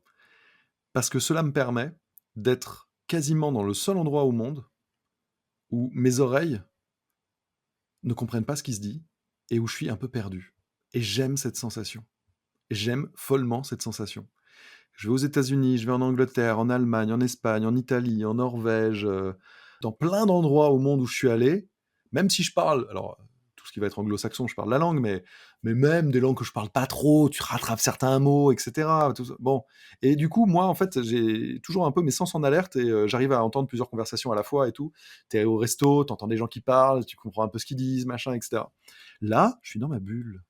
Et la sonorité du japonais est, je trouve, merveilleuse, elle est extrêmement douce. Moi, je trouve vraiment c'est une langue somptueuse. Alors, ce serait mentir de dire que j'ai 0 rudiment, tu vois? Il y a quand même des phrases que je sais, que je connais, il y a des trucs que je comprends un peu, tu vois? Voilà. Mais à un moment, j'ai voulu apprendre le japonais, j'ai commencé un peu et j'ai commencé à voir que c'était pas super compliqué et que c'était surtout une question, de vocabulaire et de tout ça et en fait, je commençais à décrypter plein de trucs et je faisais: «Eh mais c'est excitant et à la fois, j'aime pas trop, j'aime moins». J'aime bien ce côté, justement aller dans cet endroit, et être un peu, voilà et donc faute de temps aussi, enfin faute de plein de trucs, mais la raison principale, c'est celle-là, c'est que j'aime bien être un peu perdu, et comme c'est un pays dans lequel j'ai aucune crainte, tu vois? Hormis ce qui peut arriver, en termes de nature, parce que, voilà, ça c'est, plus compliqué. Mais, c'est un pays dans lequel je me sens bien, tu vois? Je me sens à l'aise, donc, à la limite, tu vois? Je préfère aller voir un japonais ou une japonaise et lui demander mon chemin et cetera. Alors s'ils parlent pas du tout, je vais trouver des petites applis, tu vois? Comme ils sont super sympas, bah, ça va bien se passer, j'adore arriver dans une boutique et faire: «Ah attends, qu'est-ce que c'est que ce truc?» et machin et j'ai l'impression d'être, Indiana Jones, quoi. Donc ça vaut bien ce que ça vaut, hein, évidemment, mais j'aime bien. Et puis j'ai la chance aussi d'avoir Carole et on part souvent ensemble. Carole parle japonais, pas 100% parfaitement, mais si elle se remettait un petit peu plus, je pense que, enfin en tout cas elle est très bonne et elle peut parler avec des japonais et puis tu vois dans le métro, des trucs comme ça, trouver tous les trucs. Donc c'est pratique. Mais tu vois quand j'y vais tout seul, j'adore. Et puis ça me demande de faire le petit effort, d'essayer de voir, d'aller voir les gens, tout ça. J'aime bien, j'aime bien. Alors justement, ton premier voyage au Japon, c'était en 1999. Je crois que là, on peut difficilement faire plus tôt. Tu es quand même un des 1 je pense, Français à être parti au Japon, en tout cas, alors c'était dans un cadre professionnel, effectivement, tu vas nous en parler. C'est celui qui a ouvert, je pense, comme tout premier voyage au Japon de personnes qui s'intéressaient à ce pays, qui a ouvert la boîte de Pandore, hein, qui a ouvert ton amour, qui l'a décuplé peut-être ta passion pour ce pays. Raconte-nous un peu, c'est quoi de voyager au Japon en 1999? Alors tu l'as fait, dans le cadre, professionnel comme on le disait, tu vas pouvoir nous dire comment ça s'est passé. On te dit: «Tu pars au Japon», combien de temps tu restes? Qu'est-ce que tu fais là-bas? Quels sont tes ressentis? Et puis après on va parler de tes autres voyages bien sûr, mais ce premier voyage, cette découverte, comment ça se passe? Quel souvenir incroyable. Je me rappelle encore, je suis dans le couloir de la rédaction de Joypad et là, j'ai mon rédacteur en chef, Jean-François Maurice, qui vient me voir et qui me fait: «Julien, ça te dirait d'aller couvrir le Tokyo Game Show parce que là, ils vont dévoiler la PS2, la PlayStation 2. L'Emotion Engine venait d'être dévoilé. On avait bossé sur un gros booklet, etc. avec l'équipe. Et là, dans ma tête, c'est le grand vertige. Je fais oh, je vais aller au Japon. Alors tout de suite, il me demande t'as un passeport? Je fais ouais, j'ai un passeport. Eh ben alors, vas-y, tu vas au Tokyo Game Show avec Greg, qui était le spécialiste du Japon, qui parlait couramment japonais à Joypad, etc. Mais là, j'ai fait c'est un truc de fou. Je vais aller au Japon, enfin. Donc là, tu vois, ça faisait 2 ans. Les choses sont allées finalement assez vite, hein. Mais là, à ce moment-là, je travaillais, ça y est, j'étais plus pigiste, enfin, je travaillais à fond à la rédac. Et donc, on y va, c'est parti. Et ben là, je me vois dans l'avion, j'étais en pleine balise. Parce que dans ma tête, je me disais, mais attends, Julien, là, tu vas vraiment aller au Japon. Tu vas confronter ton fantasme du Japon à la réalité du Japon. Ça se trouve, tu vas être sacrément déçu. C'est peut-être pas aussi ouf que tu l'imagines. Tu vois, tu le vois par le prisme du jeu vidéo, de machin, tout ça, mais bon. Et je rappelle quand même qu'en 99, Internet, c'est les balbutiements de fou, hein. Donc on n'a pas Google Maps et tout ça, on n'a pas la possibilité de voir plein de vidéos 4K, POV, en immersion à Shibuya et machin. Donc ça reste un truc très exotique, hein, le Japon, hein. T'as pas genre Mani Shibuya ça ressemble à quoi, Shinjuku ça ressemble à quoi, non du tout. Donc moi j'avais une vision qui était en papier glacé, tu vois. J'arrive là-bas, alors déjà première chose qui me surprend, c'est on sort de l'aéroport, les portes s'ouvrent et là l'humidité et la chaleur. Moi j'avais mes lunettes là, j'ai de la buée qui arrive dessus, je fais ah ouais d'accord. Parce que le c'est TGS est en septembre, hein, je fais c'est ça, septembre. Septembre 99, première présentation de la PlayStation 2, bien avant son lancement. Et donc déjà, tu vois, j'ai un choc même physique, tu vois, je me dis: «Oh, je suis à l'autre bout du monde, quoi». Et parce que moi, j'étais quand même gamin, tu vois, j'avais 19 ans, hein, seulement. Et là, ça y est, bah, c'est parti. Et donc, Tokyo Game Show, plein d'interviews, des reportages. J'ai interviewé le boss de PlayStation, les boss de à peu près tous les éditeurs de l'époque, hein, parce qu'ils travaillaient tous pour les premiers jeux PlayStation 2 et tout, ils étaient tous là, hein. Donc, j'avais fait des interviews à fond, machin, tout ça, parce qu'on devait écrire un petit booklet de je sais pas combien de pages, de 20 pages ou machin, dessus pour le mettre dans Joypad. Et à l'époque, bah, il y avait plein de trucs qu'on pouvait pas avoir en France, dont les musiques de jeux vidéo, qui sortaient au Japon. Moi, j'en importais parfois. Et donc là, je vais dans des boutiques japonaises tout à fait normales, en fait, où ils ont plein de BO sur CD audio de musique. Et là, j'en achète, mais what me, plein quoi. Final Fantasy, ah, tiens, il y a des réorchestrations, c'est un truc de fou, à dire réorchestration. Il n'y a pas Deezer, Spotify et tout ça, ça n'existe pas, hein. Si tu les veux, faut aller au Japon quoi. Je prends tout ça, machin et tout, on prend le métro, j'arrive à l'hôtel, et là je fais, mais attends, mais je suis grave, mais j'ai perdu le sac, et on partait le lendemain matin. Je fais, et en vrai, j'en avais acheté un petit peu quand même, tu vois. Donc des trucs que tu ne retrouveras jamais en France, ou bien avec des prix en import exorbitants, et puis je suis un peu dégoûté quand même, dans l'absolu. Et là, je me rappelle de Greg, il m'a fait non, mais t'inquiète. Et là, tu vois, je fais ah bon. Pourquoi je m'inquiète? Tu sais, au fond de moi, tu sais, je disais un peu eh mec, t'es mignon, j'ai quand même lâché un peu de sous là, voilà, c'est un peu relou quoi, quand même. Mais non, viens, on y retourne. Ok, on y retourne.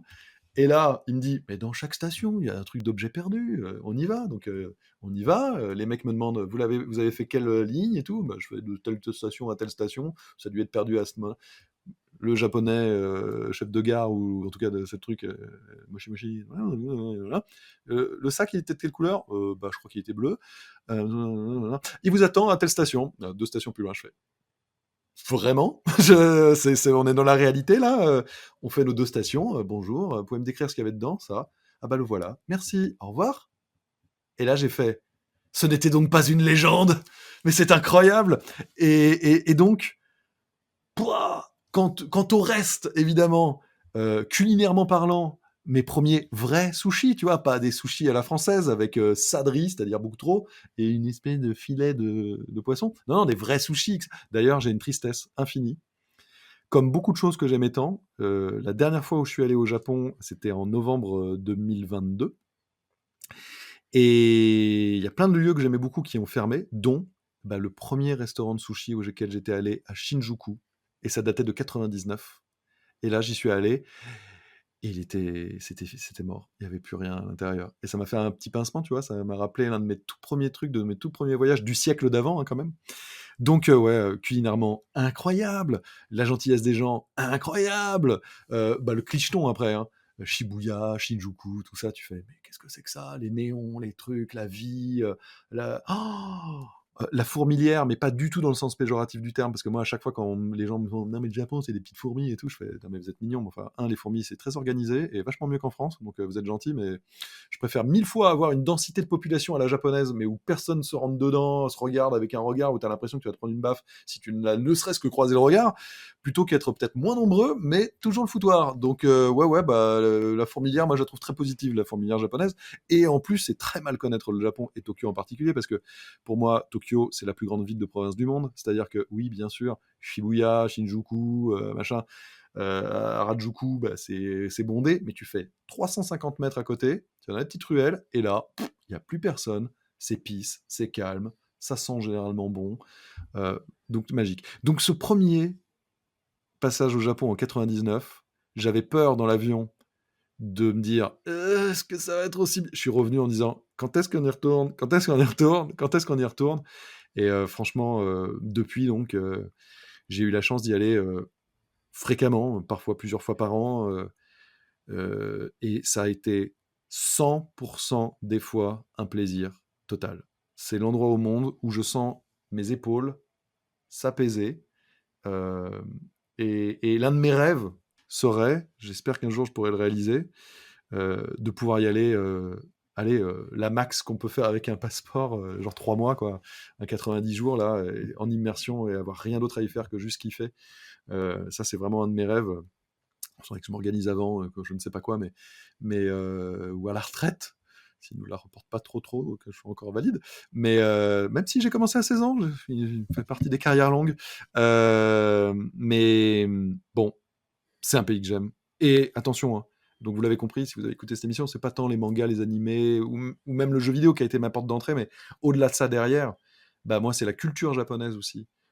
C'est l'arrière-pays japonais, c'est la campagne japonaise, c'est les temples japonais, c'est l'art de vivre japonais. Cela étant, je suis pas dupe non plus, hein, pour avoir eu la chance justement d'y aller plein de fois.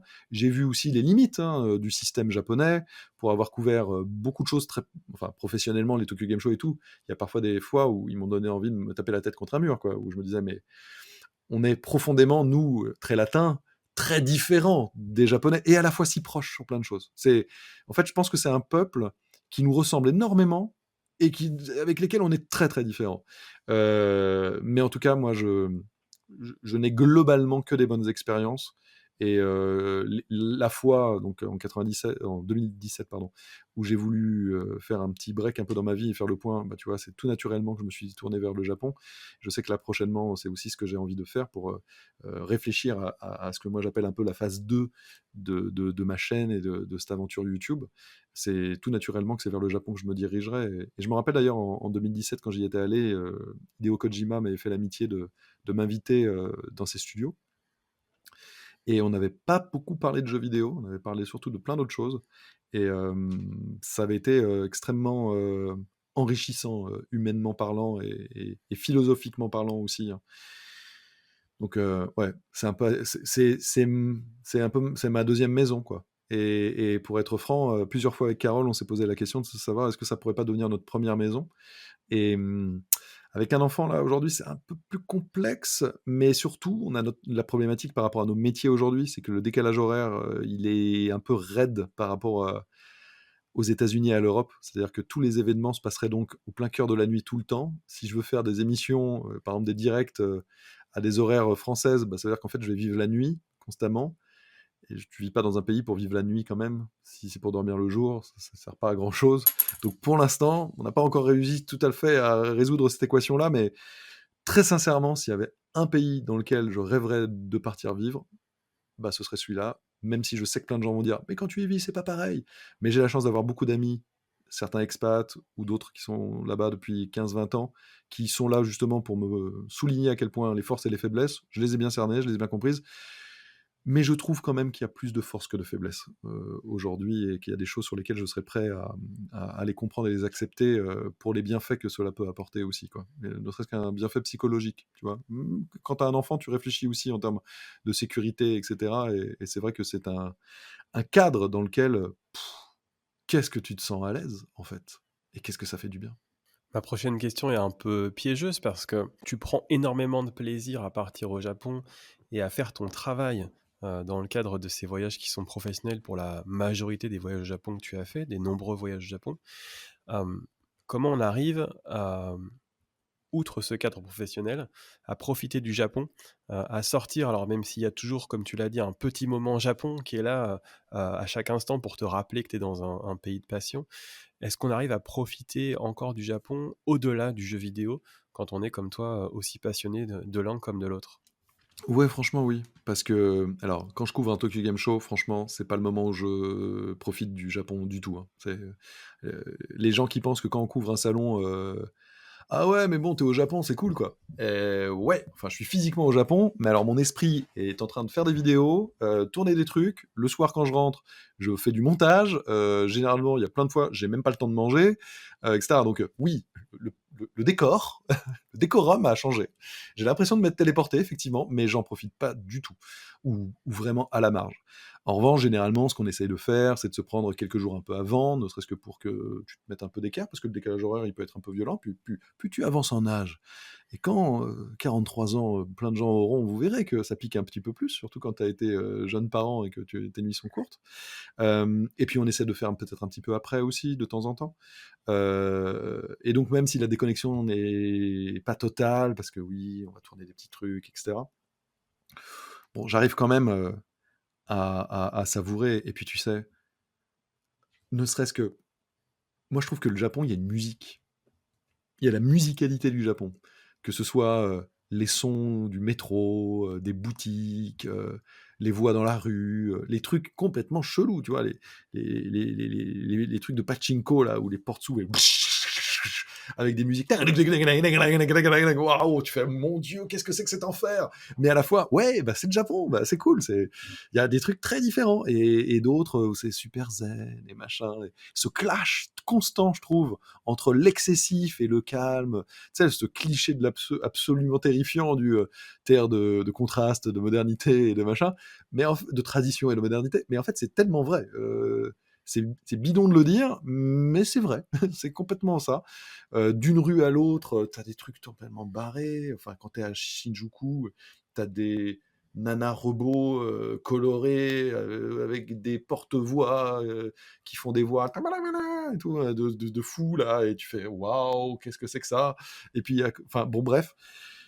Mais moi, j'embrasse tout ça avec grand plaisir, en fait. Et c'est pour ça que ce que je disais, ça revient là-dessus. C'est moi, je me perds là-dedans et j'y suis bien. Tu vois, c'est un bonheur.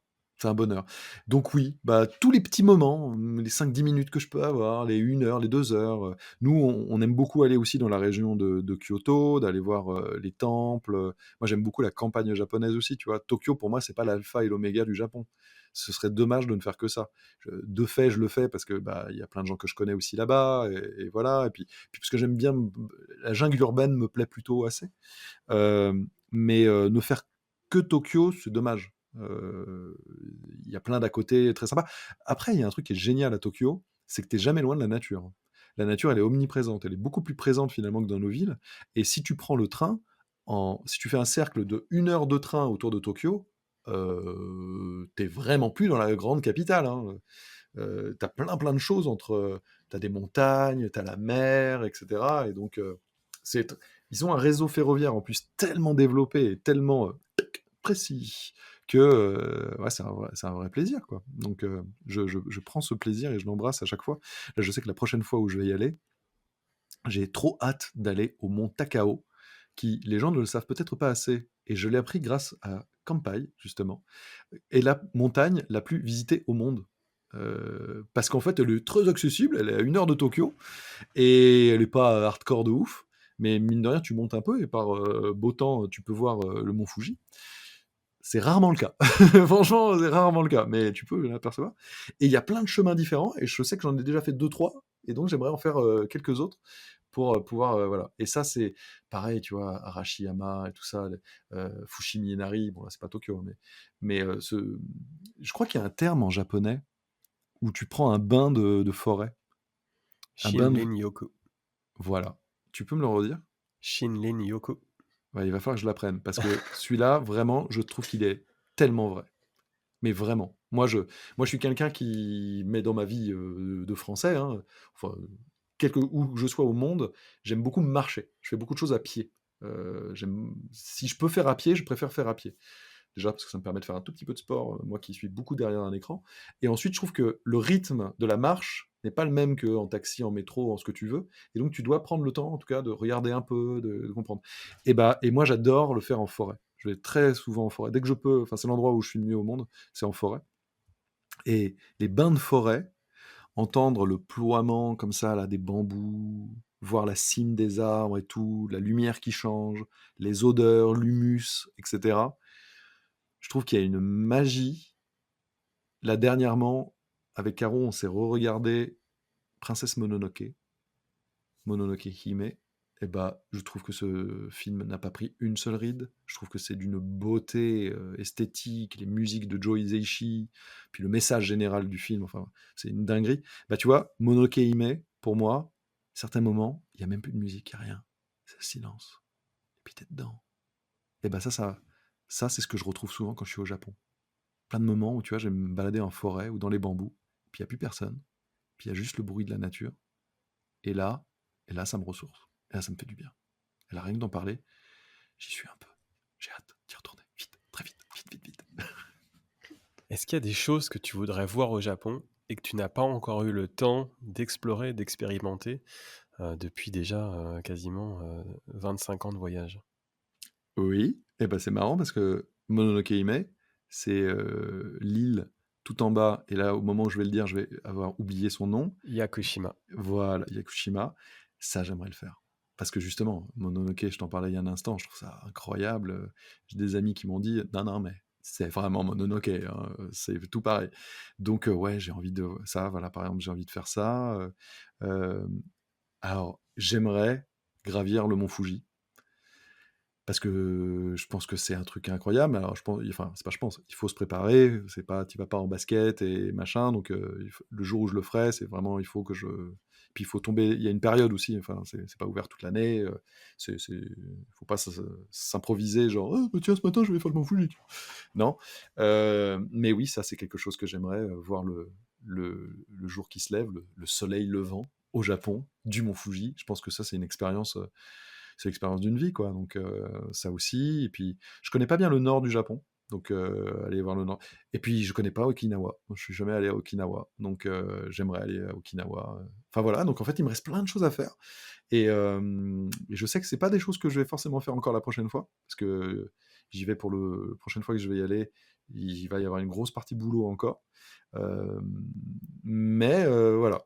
Ça fait partie vraiment des trucs. Et puis, ça, c'est vraiment des choses que j'aurais envie de partager. Donc, la prochaine, enfin, il faut que je sois avec Carole, quoi, tu vois, ou avec un super pote, quoi.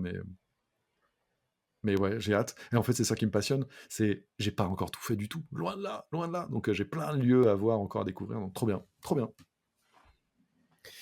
Ton premier Tokyo Game Show, c'était en 1999. Tu en as fait de nombreux depuis, tu en as Ah couvert ouais. de nombreux. C'est quoi couvrir un TGS? Comment ça marche? Comment ça fonctionne? Est-ce que tu peux nous dire, alors ça dure 4 jours, ça on le sait, 2 jours presse, 2 jours public. Est-ce que toi en tant que professionnel, tu restes 4 jours? Est-ce que tu fais seulement 2 jours? Est-ce que tu as des souvenirs? Quels sont tes meilleurs souvenirs? Peut-être au contraire tes pires souvenirs du TGS? Alors, j'ai les deux. J'ai les meilleurs et les pires. Le Tokyo Game Show est vraiment un salon atypique. Il n'a rien à voir avec l'E3. Il n'a rien à voir avec la Gamescom, pour parler des grands salons internationaux, on va dire, occidentaux. Et ça tient aussi effectivement de cette séparation entre 2 jours pro, 2 jours public. Il y a un tel fossé entre les deux. Les 2 jours médias sont indispensables parce que une fois que ça ouvre au public, c'est fini. Tu ne peux plus travailler. Enfin, c'est la marée humaine. C'est un truc de dingue, vraiment. Ce qui fait que au début, j'essayais de faire les 4 jours et que raisonnablement, rapidement, j'ai compris que ça pouvait être intéressant de revenir un jour pour faire quelques plans, etc., des journées publiques. Mais après, c'est mort de chez mort. Tu n'as plus accès aux bornes du tout. C'est 3 heures de queue pour chaque truc. Pour avancer avec une caméra, enfin, c'est comme ça. Enfin, là, vous n'avez pas l'image, mais je suis ambiance. C'est vraiment les sardines, quoi. Mais c'est super impressionnant. Donc, tu vois, et puis c'est génial.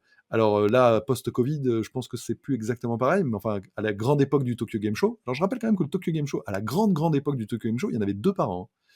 Puis ces dernières années, décennies, il y en a plus qu'un en septembre-octobre, quoi. Donc les journées ouvertes à tout le monde, eh bien, c'est professionnellement ingérable. Alors ça peut être intéressant d'y retourner pour faire les concours enfin, les cosplays. Entre 2 halls, souvent, ils sont là, et il y a vraiment des cosplays, mais genre absolument oufissimes. Donc ça peut être cool. Et alors les 2 jours médias, c'est une toute autre ambiance. Il y a vachement moins de monde. Donc là, c'est tout à fait navigable, même si il vaut mieux avoir quand même des rendez-vous, hein. Et alors, l'autre truc qui change totalement par rapport à l'E3, etc., c'est des trucs complètement chelous.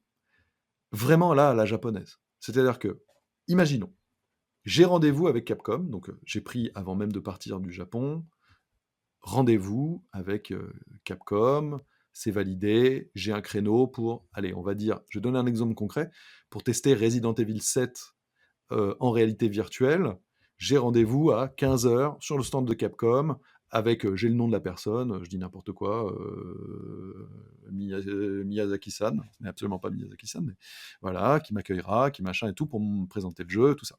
Donc moi j'ai mon petit agenda, je sais que là je suis un coup chez Koei, après je suis un coup chez Konami, un coup chez PlayStation, un coup chez Xbox, un coup chez, je sais pas, Marvel, un coup, etc., etc. Et bah, quand tu vas arriver par exemple chez Capcom, tu présentes ta carte de visite, bon, chose qui à peu près ne se fait plus nulle part ailleurs, hein. Les seules fois où maintenant je dois avoir des cartes de visite, c'est quand je vais au Japon. Carte de visite, super. On check si t'es bien rendez-vous. Oui, t'as bien rendez-vous. Donc là, on va te donner un badge presse. Après, vous faites de la vidéo, donc on va te donner un badge vidéo média, je sais pas quoi. Donc tu commences à avoir des trucs avec des petites épingles, des petits trucs qui collent sur ton t-shirt et machin. À la fin de la journée, t'en as 25, hein, parce que chacun, ils ont les leurs, et il faut que ce soit les leurs, hein, voilà. Et puis là, tu vas être chaperonné, donc il y a quelqu'un qui va venir avec toi, qui va se mettre derrière dans ton dos, qui va regarder tout ce que tu filmes. Ça n'existe pas ailleurs, hein. Si tu as été validé pour venir, bah tu fais ton traf, quoi. Et qui regarde et puis qui te fait des ah non, ça tu peux pas. Mais pourquoi je peux pas? Ah, bah, ah, Sumimasen, Sumimasen. Genre, et puis alors il va se mettre devant toi, hein, devant la caméra. Et donc là tu te dis, donc je reprends mon exemple parce que là c'est un vrai exemple, hein, Resident Evil 7, PSVR 1, réalité virtuelle. Donc j'étais avec Caro, on avait rendez-vous. Et donc bah Carole elle met le masque et donc moi j'allais la filmer parce que le but c'était de faire un reportage sur ses impressions du jeu et donc bah il faut quand même que j'ai des images pour illustrer quand tu fais de la vidéo, généralement ça sert à ça, quoi. Et bah ils n'ont pas voulu. Et j'ai fait, mais alors, j'ai bien compris que vous vouliez pas que je filme l'écran. Ça, à la limite, pourquoi pas? Je mettrai des images d'illustration. Mais là, je vais filmer Carole qui porte un masque. Le masque, techniquement, vous appartient pas. À la limite, c'est un masque PlayStation. Ça pourrait être n'importe qui d'autre. Enfin, je veux dire, mais c'est juste pour avoir quelqu'un qu'on montre que, bah oui, elle l'a testé. Non, on peut pas.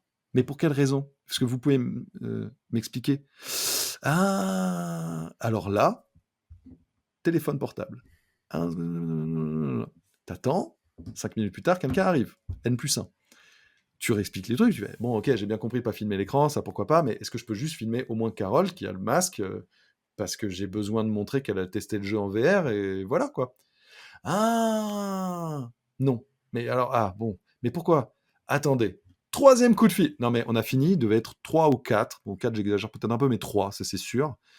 Pour qu'à la fin, ils me disent, bah ouais, mais c'est comme ça. Donc, je n'ai jamais eu d'autre explication. Attention, chute de l'histoire. 200 mètres plus loin, il y avait le centre PlayStation, dans lequel il y avait évidemment Resident Evil 7 et le PlayStation VR 2, qui étaient, ils étaient partenaires, c'était une exclusivité. Présenté. On est allé le tourner là-bas. Aucun problème. Mais je veux dire, c'était la même chose. Donc en fait, on avait pris un rendez-vous, on a fait 10 000 bornes pour filmer le truc. Ils savaient, hein. Enfin, je veux dire, ils savaient ce qu'on venait faire, pourquoi on le faisait, etc. Ils n'ont jamais trouvé d'explication pourquoi est-ce qu'on ne pouvait pas le faire. Ils s'y ont mis à 3. On est allé 100 mètres plus loin, on a pu le faire. Et ça, j'ai eu le cas 20 millions de fois.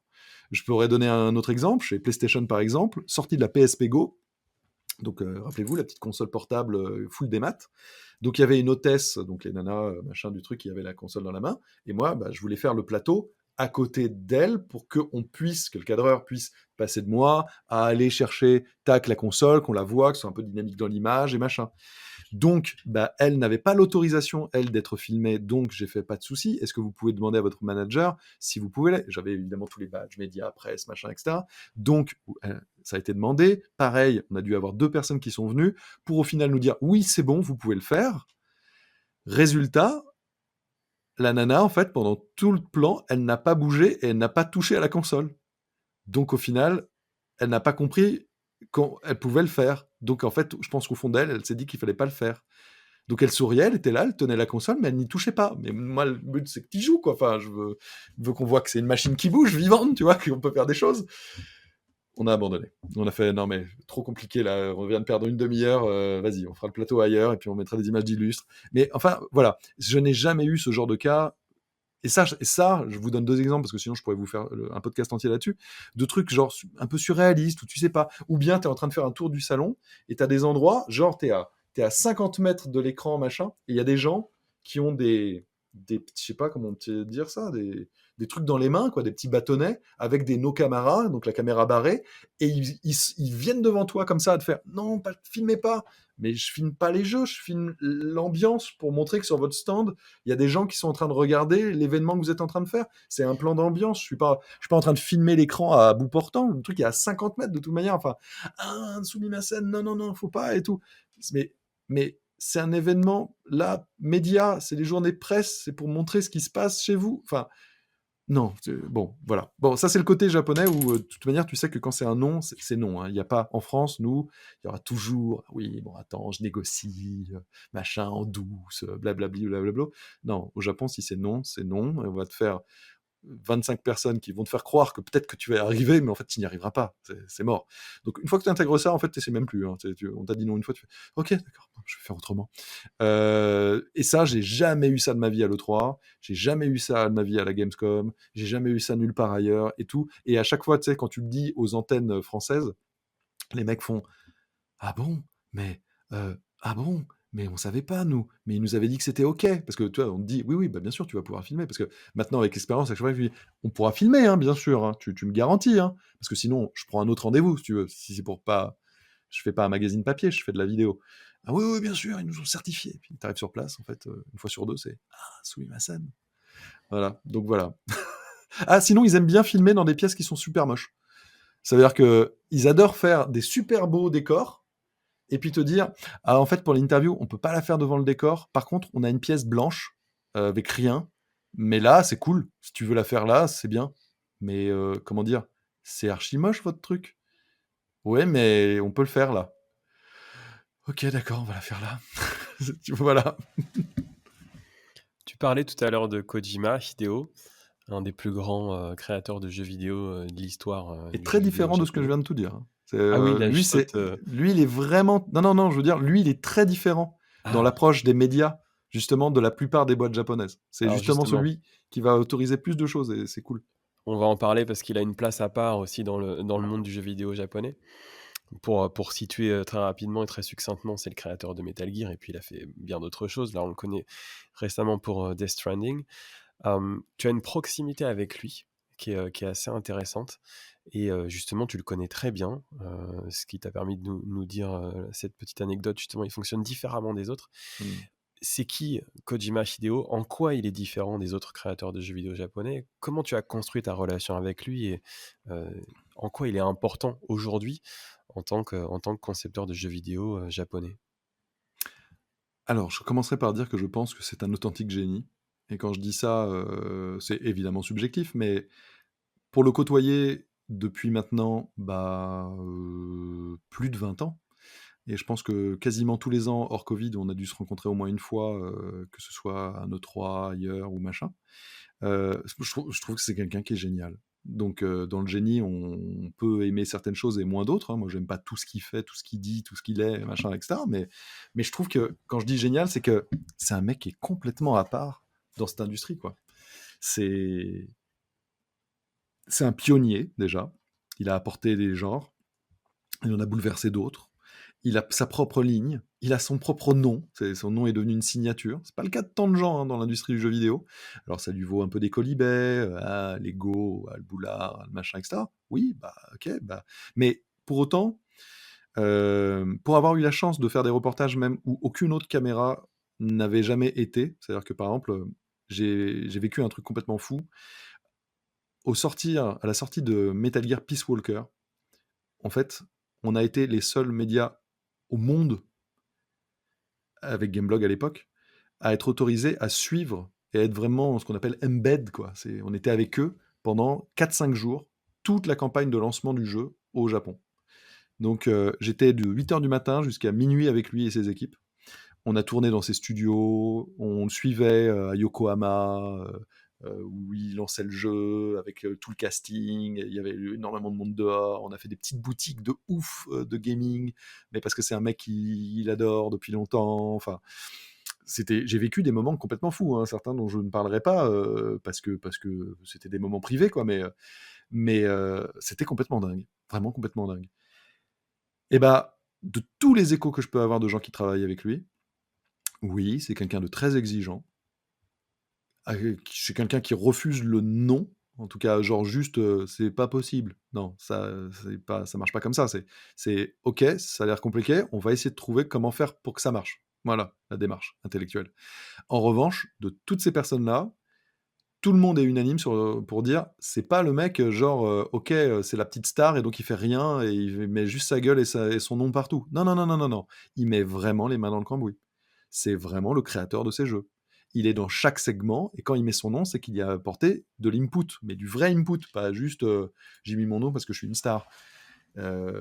Donc c'est vraiment un mec qui aime son truc, quoi. Et je pense que d'ailleurs, quand dans sa vie, il y a eu ce qui s'est passé avec Konami, qui s'est retrouvé quand même à croiser des chemins, quoi. Et qu'il a créé son propre studio, qu'il est reparti de zéro, etc. Bah, peu sont capables de le faire comme il l'a fait. Donc moi, j'ai infiniment du respect pour lui. Je trouve que c'est un mec vraiment, vraiment brillant, quoi, qui a des idées assez fulgurantes. Enfin, voilà. Et voilà, et pour avoir eu la chance de effectivement passer plein de moments avec lui, on va dire hors cadre 100% stricto sensu professionnel, d'aller au resto, le machin et tout. Moi, je trouve qu'en plus, il a une espèce de candeur enfantine. Quand je dis ça, c'est pas du tout péjoratif, mais c'est quelqu'un qui très rapide. Tu sens que ça va vite dans sa tête, quoi. Et il passe d'un truc à l'autre et machin, et il va te montrer, je me rappelle, il me montrait ces trucs sur les iPhones et machin, c'était au début de l'iPhone, et il me disait, alors voilà, regarde et tout, machin. Il adore montrer des trucs, quoi. Quand j'étais allé dans son studio, et il m'avait montré, bah, je pense que tout le monde se rappelle, tu sais, le grand couloir là où il y avait la fille, l'espèce de statue, la Ludens et machin, avec tout ça. Il m'a fait toute la démonstration. En fait, il y a des trucs que les gens n'ont jamais vus, mais en fait, la lumière pouvait changer sur chaque bloc. Il pouvait un truc un peu à la Daft Punk. Il voulait me faire la démonstration du truc. Il avait tout mis dans le noir. Il m'a dit, vas-y, avance. Le truc marchait pas. Mais moi, je me disais, il y a un truc qui va arriver ou pas. Il me disait, ah non, ça marche pas, vas-y, reviens et tout. Il a retripoté les trucs. Boum, ça marchait. Il a été tout content. Enfin, voilà, c'est un mec à part. Pour avoir eu la chance de rencontrer beaucoup, beaucoup, beaucoup de créateurs de jeux vidéo, il n'est pas comme les autres. Vraiment. Donc ouais, c'est quelqu'un que je respecte infiniment. Mais en disant cela, voilà, moi, à titre personnel, je garde mon regard critique sur ce qu'il produit. Après, sur l'homme, c'est encore autre chose. Euh, et je trouve que Death Stranding, je comprends très bien que ce soit un jeu archi-clivant, par exemple, parce que pour moi, c'est un jeu que t'aimes, enfin que t'adores, qui te parle, qui a une résonance en toi, ou bien que tu lâches parce que tu te dis, mais qu'est-ce que je suis en train de faire, quoi? Je m'ennuie, c'est pas ça que je veux faire et tout. Moi, il se trouve que je l'ai fait, mais genre, mon enfant était en train de naître, mais genre, je crois que j'ai fini mon test, genre 2 jours après, c'était la naissance. Donc j'étais complètement, c'est quand même un jeu qui est vachement sur la paternité aussi, etc. Donc j'étais totalement en phase avec le truc. Et donc, moi, ça a eu un écho énorme, tu vois. J'en ai trouvé. Et puis moi qui adore, je vous racontais, me balader, me promener, m'immerger. Bon, bah là, c'était le cas. Donc, ouais, ouais, pour moi, c'est vraiment un grand nom du jeu vidéo et quelqu'un que je respecte infiniment. Tu le disais, tu as eu la chance d'interviewer beaucoup de créateurs de jeux vidéo japonais. Miyamoto, Sakaguchi, Mikami, Ueda, hein. La liste est très longue. En quoi ces créateurs justement sont différents de Kojima? C'est quoi d'interviewer un créateur de jeux vidéo japonais? Est-ce que c'est un cadre spécifique par rapport aux autres personnalités, occidentales que tu as pu interviewer? Ouais, je trouve ça plus intéressant, mais pas forcément plus facile. Et je parle pas juste de la barrière de la langue, et cetera, où effectivement, il y a généralement une espèce de ping-pong, parce que toi, tu vas parler en anglais à un traducteur, qui va après parler en japonais à la personne, qui lui va répondre en japonais, et ça va repartir. Donc en fait, bon, il y a de la déperdition là-dedans à tous les niveaux, hein, alors que quand tu es avec un développeur occidental, tu parles en anglais, au moins, bon, tu t'exprimes directement, machin, parce que les développeurs japonais alors, je ne pourrais pas dire ne parlent pas anglais, mais ils ne veulent pas parler anglais pour 95% d'entre eux en interview. C'est-à-dire que tu sens que potentiellement ils comprennent à peu près quand tu dis le truc en anglais, mais il y aura toujours un filtre, au point que, à une époque, à l'époque de Joypad, il m'était arrivé de plusieurs fois faire retraduire les trucs juste le japonais et de pas prendre la trad anglaise. Et il y avait beaucoup plus d'informations parce que souvent, en fait, le traducteur faisait le tri un peu dans ce qu'il avait envie de choper, quoi. Moi, je me rappelle d'une interview du big boss de Namco, mais c'était mes tout débuts, hein. Je vois le mec, on est à une compétition de Tekken. Je vois le big boss de Namco, personne assez âgée et tout ça. Je le reconnais, je fais, mais attends, il est là. Mais attends, il faut que je fasse une interview. Je débutais, quoi, tu vois. Je me disais, mais il faut, quoi. C'était pas du tout prévu. J'y vais, je demande et tout. On m'autorise à le faire. Génial. Et je me rappelle, c'était le lancement. C'est pareil, c'était à peu près toujours cette période, là, le lancement PS2 ou un truc comme ça. Et donc je lui dis, alors, il y a cette nouvelle console qui arrive et tout. Vous pensez faire quoi avec et tout ça. Il me répond un truc en japonais de 6h30, quoi. Enfin, genre, il a l'air d'avoir du biscuit, hein. Traduction en anglais. Oui, il est très intéressé par les possibilités que la PS2 va pouvoir apporter. Point? Sérieusement? Le mec vient de parler 10 minutes. Et bah, très sincèrement, je pense qu'en fait, il avait dû dire plein de trucs qu'il devait pas dire, parce qu'il était pas du tout prévu de faire cette interview, que le gars, il se dit, ouais, bah, voilà, je balance des trucs, et que le mec de la trad était là pour faire le clean marketing, quoi. Genre, non, non, on peut pas parler de ça, donc on va pas du tout en parler. Mais cela étant mis à part, par exemple, tu vois, en interview, j'ai eu des petites déceptions. Tu vois, Ueda, par exemple, en interview, je l'ai eu 2 fois. J'ai jamais trouvé que c'était un très très bon client. C'est pas, il répond, tu vois, le mec c'est un artiste et tout, bah, il est pas super passionnant en interview. Euh, Mikami, Shinji Mikami, énorme respect pour ce qu'il a fait. Bah, Shinji Mikami, il faut qu'il soit luné, hein. T'as les jours où ça va, les jours où ça va moins bien. C'est les jours où il a envie de te répondre, et franchement, c'est super cool, et il est top. Et les jours où tu sens qu'il en a un peu rien à faire, et que ça va être vite expédié, que ça va être un peu du oui, non, oui, non, non, non, oui, non, oui, oui, non, non. Kojima, j'ai jamais eu ça, quoi. Kojima, à chaque fois, il me fait des réponses. Alors après, je sais pas si c'est avec moi ou pas, ou machin, mais c'est toujours super intéressant. Enfin, t'aimes ou t'aimes pas le perso, tu vois, t'aimes ou t'aimes pas ce qu'il te répond, mais c'est jamais genre, oui, bah, j'ai pensé que ça. Il y a des Japonais, c'est ça, hein.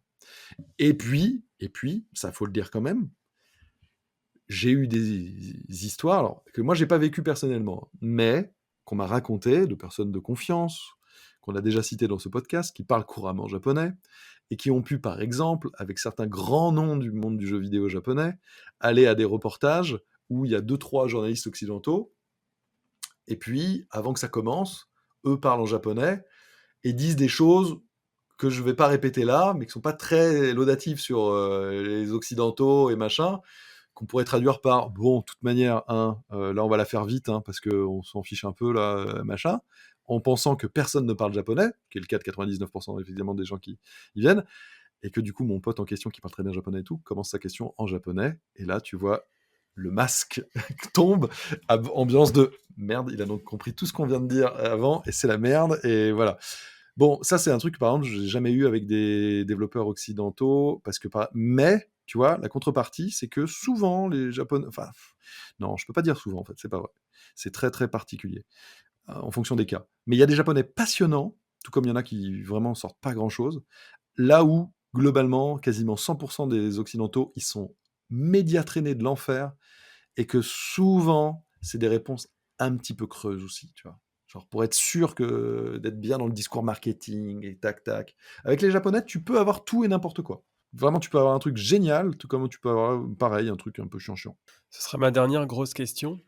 Le jeu vidéo japonais aujourd'hui, c'est quoi? Alors, on sait que c'est une industrie qui a connu un petit trou d'air après avoir lancé, l'industrie, dans les années 80-90 évidemment, avec Sony, et Nintendo auparavant. A eu un petit trou d'air, on le disait, donc dans la génération PS3 360, et puis aujourd'hui a retrouvé, pas mal de ses marques, hein, avec des jeux extrêmement forts ces dernières années. C'est quoi le jeu vidéo japonais aujourd'hui? Qu'est-ce qu'il apporte à l'industrie? En quoi il est, si différent du jeu vidéo occidental? Est-ce qu'il y a des choses, toi, dans le jeu vidéo japonais aujourd'hui qui te manquent ou au contraire, tu te dis, «Quel bonheur que ça ait évolué comme ça»? T'as complètement raison, il y a eu un sacré trou d'air, hein, et vraiment, moi, je me rappelle, on le voyait, on le ressentait, totalement, de TGS en TGS. On voyait les développeurs japonais, certains un peu démoralisés, hein, franchement, et puis leur jeu, c'était pas ça, quoi. Il y a vraiment eu une période où clairement, c'était pété, quoi. C'était nul. Ça tenait pas la comparaison avec, tu vois, quand il y a eu la grande vague des open world, quand on est arrivé en fait à une époque du jeu vidéo où tu peux plus faire ton jeu à 20 personnes, mais où il faut des équipes de 200, 300, 400 personnes, etc. En fait, ce virage-là, ils l'ont pas réussi, quoi, du tout.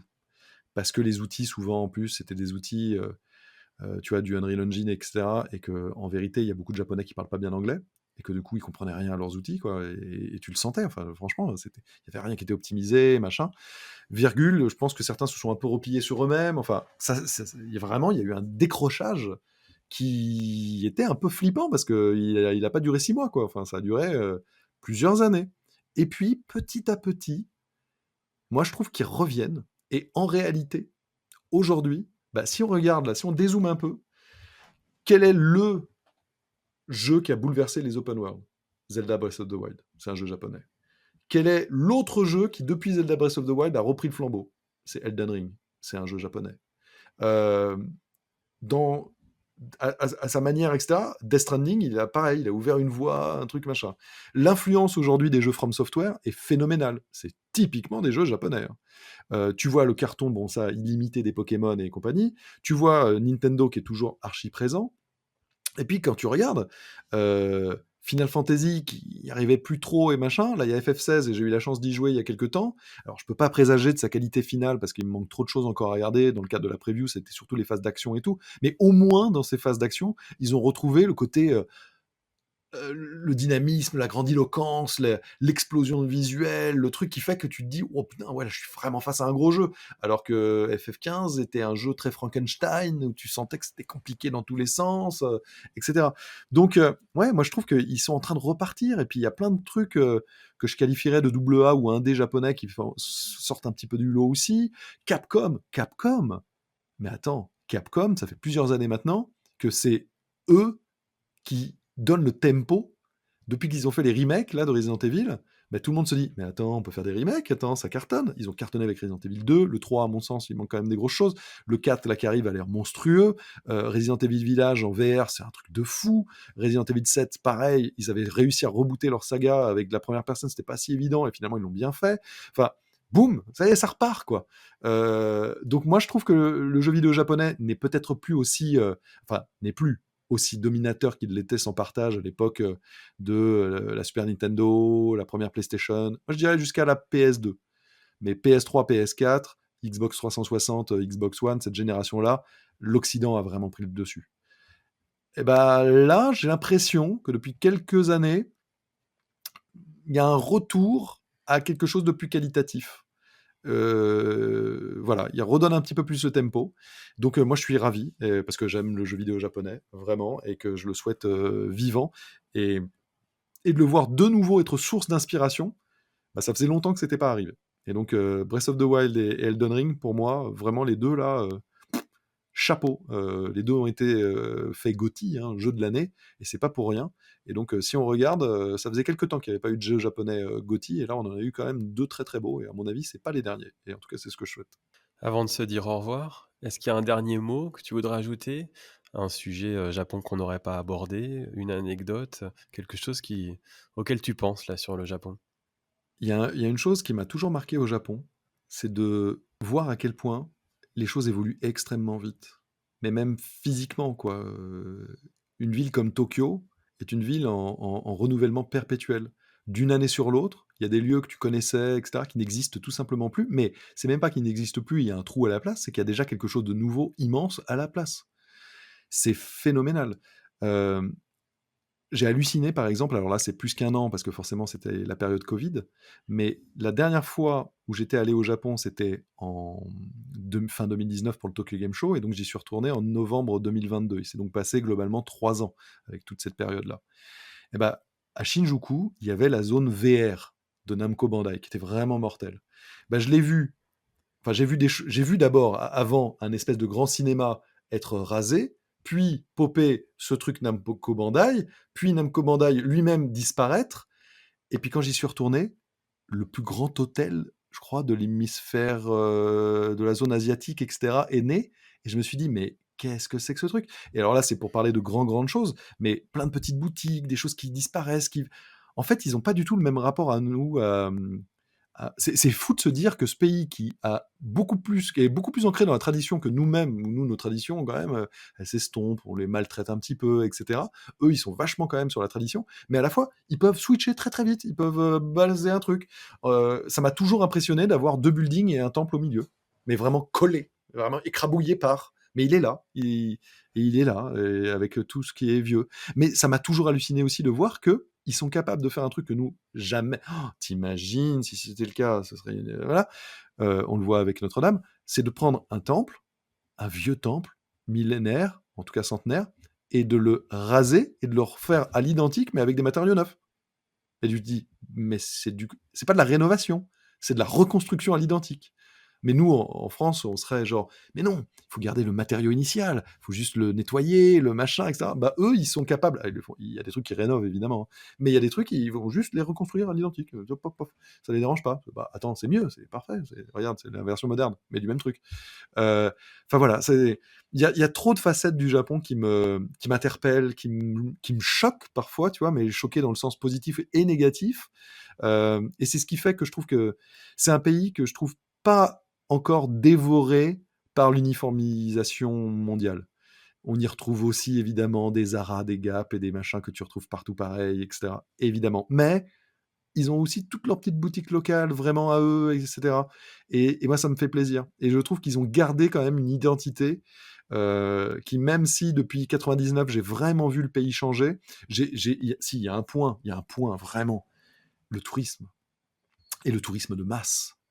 Je l'ai vu. Parce que quand j'y suis allé en 99, il y avait, de manière écrasante, quasiment que des Japonais.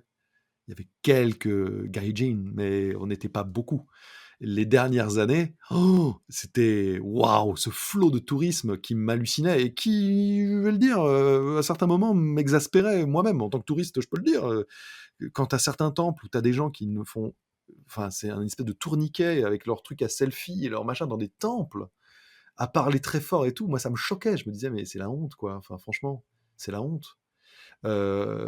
Donc là, la dernière fois que j'y suis allé, j'ai eu la chance d'être dans une période un peu entre deux, où j'ai retrouvé un petit peu le Japon que je connaissais de cette période-là. Alors après, on va pas se mentir, évidemment que, et je suis très heureux, et je suis le premier à en bénéficier, donc c'est bien que le pays se rouvre et que le tourisme reparte. Et je pense que le pays en a besoin aussi, pour en avoir parlé avec des Japonais ou des gens qui vivent sur place. Cette période, elle a été quand même... Elle a eu... Enfin, c'est pareil. Il y a une partie des Japonais qui était très très bien de se retrouver entre eux, mais il y a eu quand même beaucoup de choses qui ont été détruites par l'absence quand même du tourisme qui fait vivre certaines activités, etc. Donc, il faut retrouver cet équilibre-là, mais je confesse que, en tout cas, c'est ce que je dirais tout le temps, mais je suis évidemment persuadé que les gens qui nous écoutent aujourd'hui, bah, c'est des gens qui aiment le Japon, qui le connaissent soit bien, soit ont envie de le découvrir plus, etc., et qui sont donc respectueux, mais quand on va quelque part, respectons le pays dans lequel on se trouve. Le Japon, comme tous les autres pays, évidemment. Parce que si le Japon, c'est pas Disneyland, hein. C'est un pays qui vit et qui a des choses qu'il faut accepter. Il y a des choses... Moi, je sais, par exemple, une fois, ça nous avait un peu... On était à Nara, et on était avec Carole, et on était donc dans la rue, et on s'était embrassés. Ça nous paraissait pas de fou, quoi. Bah, on s'est pris une tape d'un mec derrière qui nous a tapé, qui a fait ça, qui nous a dit un truc en japonais qui, j'imagine, devait être on fait pas ça dans la rue au Japon. Bon, alors ça, c'est probablement un petit peu trop extrême, parce qu'en plus, c'était pas un truc langoureux de taré, hein, c'était un petit bisou, voilà quoi. Mais bon, mais je veux dire, on n'a pas non plus pété un câble. Je veux dire, bon, bah, très bien, bah, on fera ça plus discrètement peut-être la prochaine fois, ou machin. Enfin, bon, on s'est pas empêché de le refaire, hein, non plus. Mais soyons respectueux quand même des choses, et donc des gens. Et si on veut un Japon aussi accueillant, bah, sachons être bien accueilli, et pour être bien accueilli, il faut aussi respecter certaines choses. Voilà. Julien, je voudrais sincèrement te remercier pour avoir été notre invité. C'est vraiment un plaisir de t'écouter. Tu as cette passion à la fois du Japon, de ton métier qui transperce là dans tous nos échanges. Donc c'était un vrai plaisir de t'avoir comme invité. J'espère que les auditeurs ont pris autant de plaisir. Et je peux me permettre de rajouter Bien un truc, sûr. Gaël? Bah, déjà, de te remercier de ton invitation, et c'est vraiment un plaisir de pouvoir parler de quelque chose qui me passionne. Mais ça y est, j'ai un truc qui me revient. Tu me disais, est-ce qu'il y a une chose au Japon et machin? C'est un détail de chez détail, de chez détail, et pourtant, c'est quelque chose que j'adore. Et je ne parlerai pas de nourriture, même si je trouve que l'art culinaire japonais est exceptionnel. Le Otoro, les amis, le Otoro. C'est d'aller dans un temple et de retirer ses chaussures, et en petites chaussettes, d'avoir le contact contre le bois. Et sur les parquets rossignols, vous savez, les parquets rossignols, ils grincent un petit peu, parce qu'en fait, il y a une espèce de fil en fer à l'intérieur de ces lattes de parquet. Et le contact simple avec la matière, et donc avec un espèce de rapport presque organique, c'est un bonheur de fou qu'on retrouve nulle part ailleurs, parce que quand tu vas visiter un château, une église, ce que tu veux, un lieu, un monument dans le monde, t'es en chaussures, quoi. T'es en basket, tu te déchausses pas. Là, de sentir le truc, est l'un de mes plaisirs absolus du Japon. Voilà. Merci beaucoup Julien pour ton expérience, ton regard. Tout le monde peut aller bien entendu s'abonner à ta chaîne YouTube Julien Chiez. Et j'espère qu'on continuera à avoir autant de passion de ta part dans les années qui viennent. Et on te retrouvera bien sûr prochainement au Japon. Merci beaucoup et à très bientôt pour un prochain épisode du podcast Kampai. Merci Gaël, merci infiniment, et puis merci à vous de nous avoir écoutés. C'est sympa. À bientôt, salut. Retrouvez plus d'interviews Japon sur nos podcasts.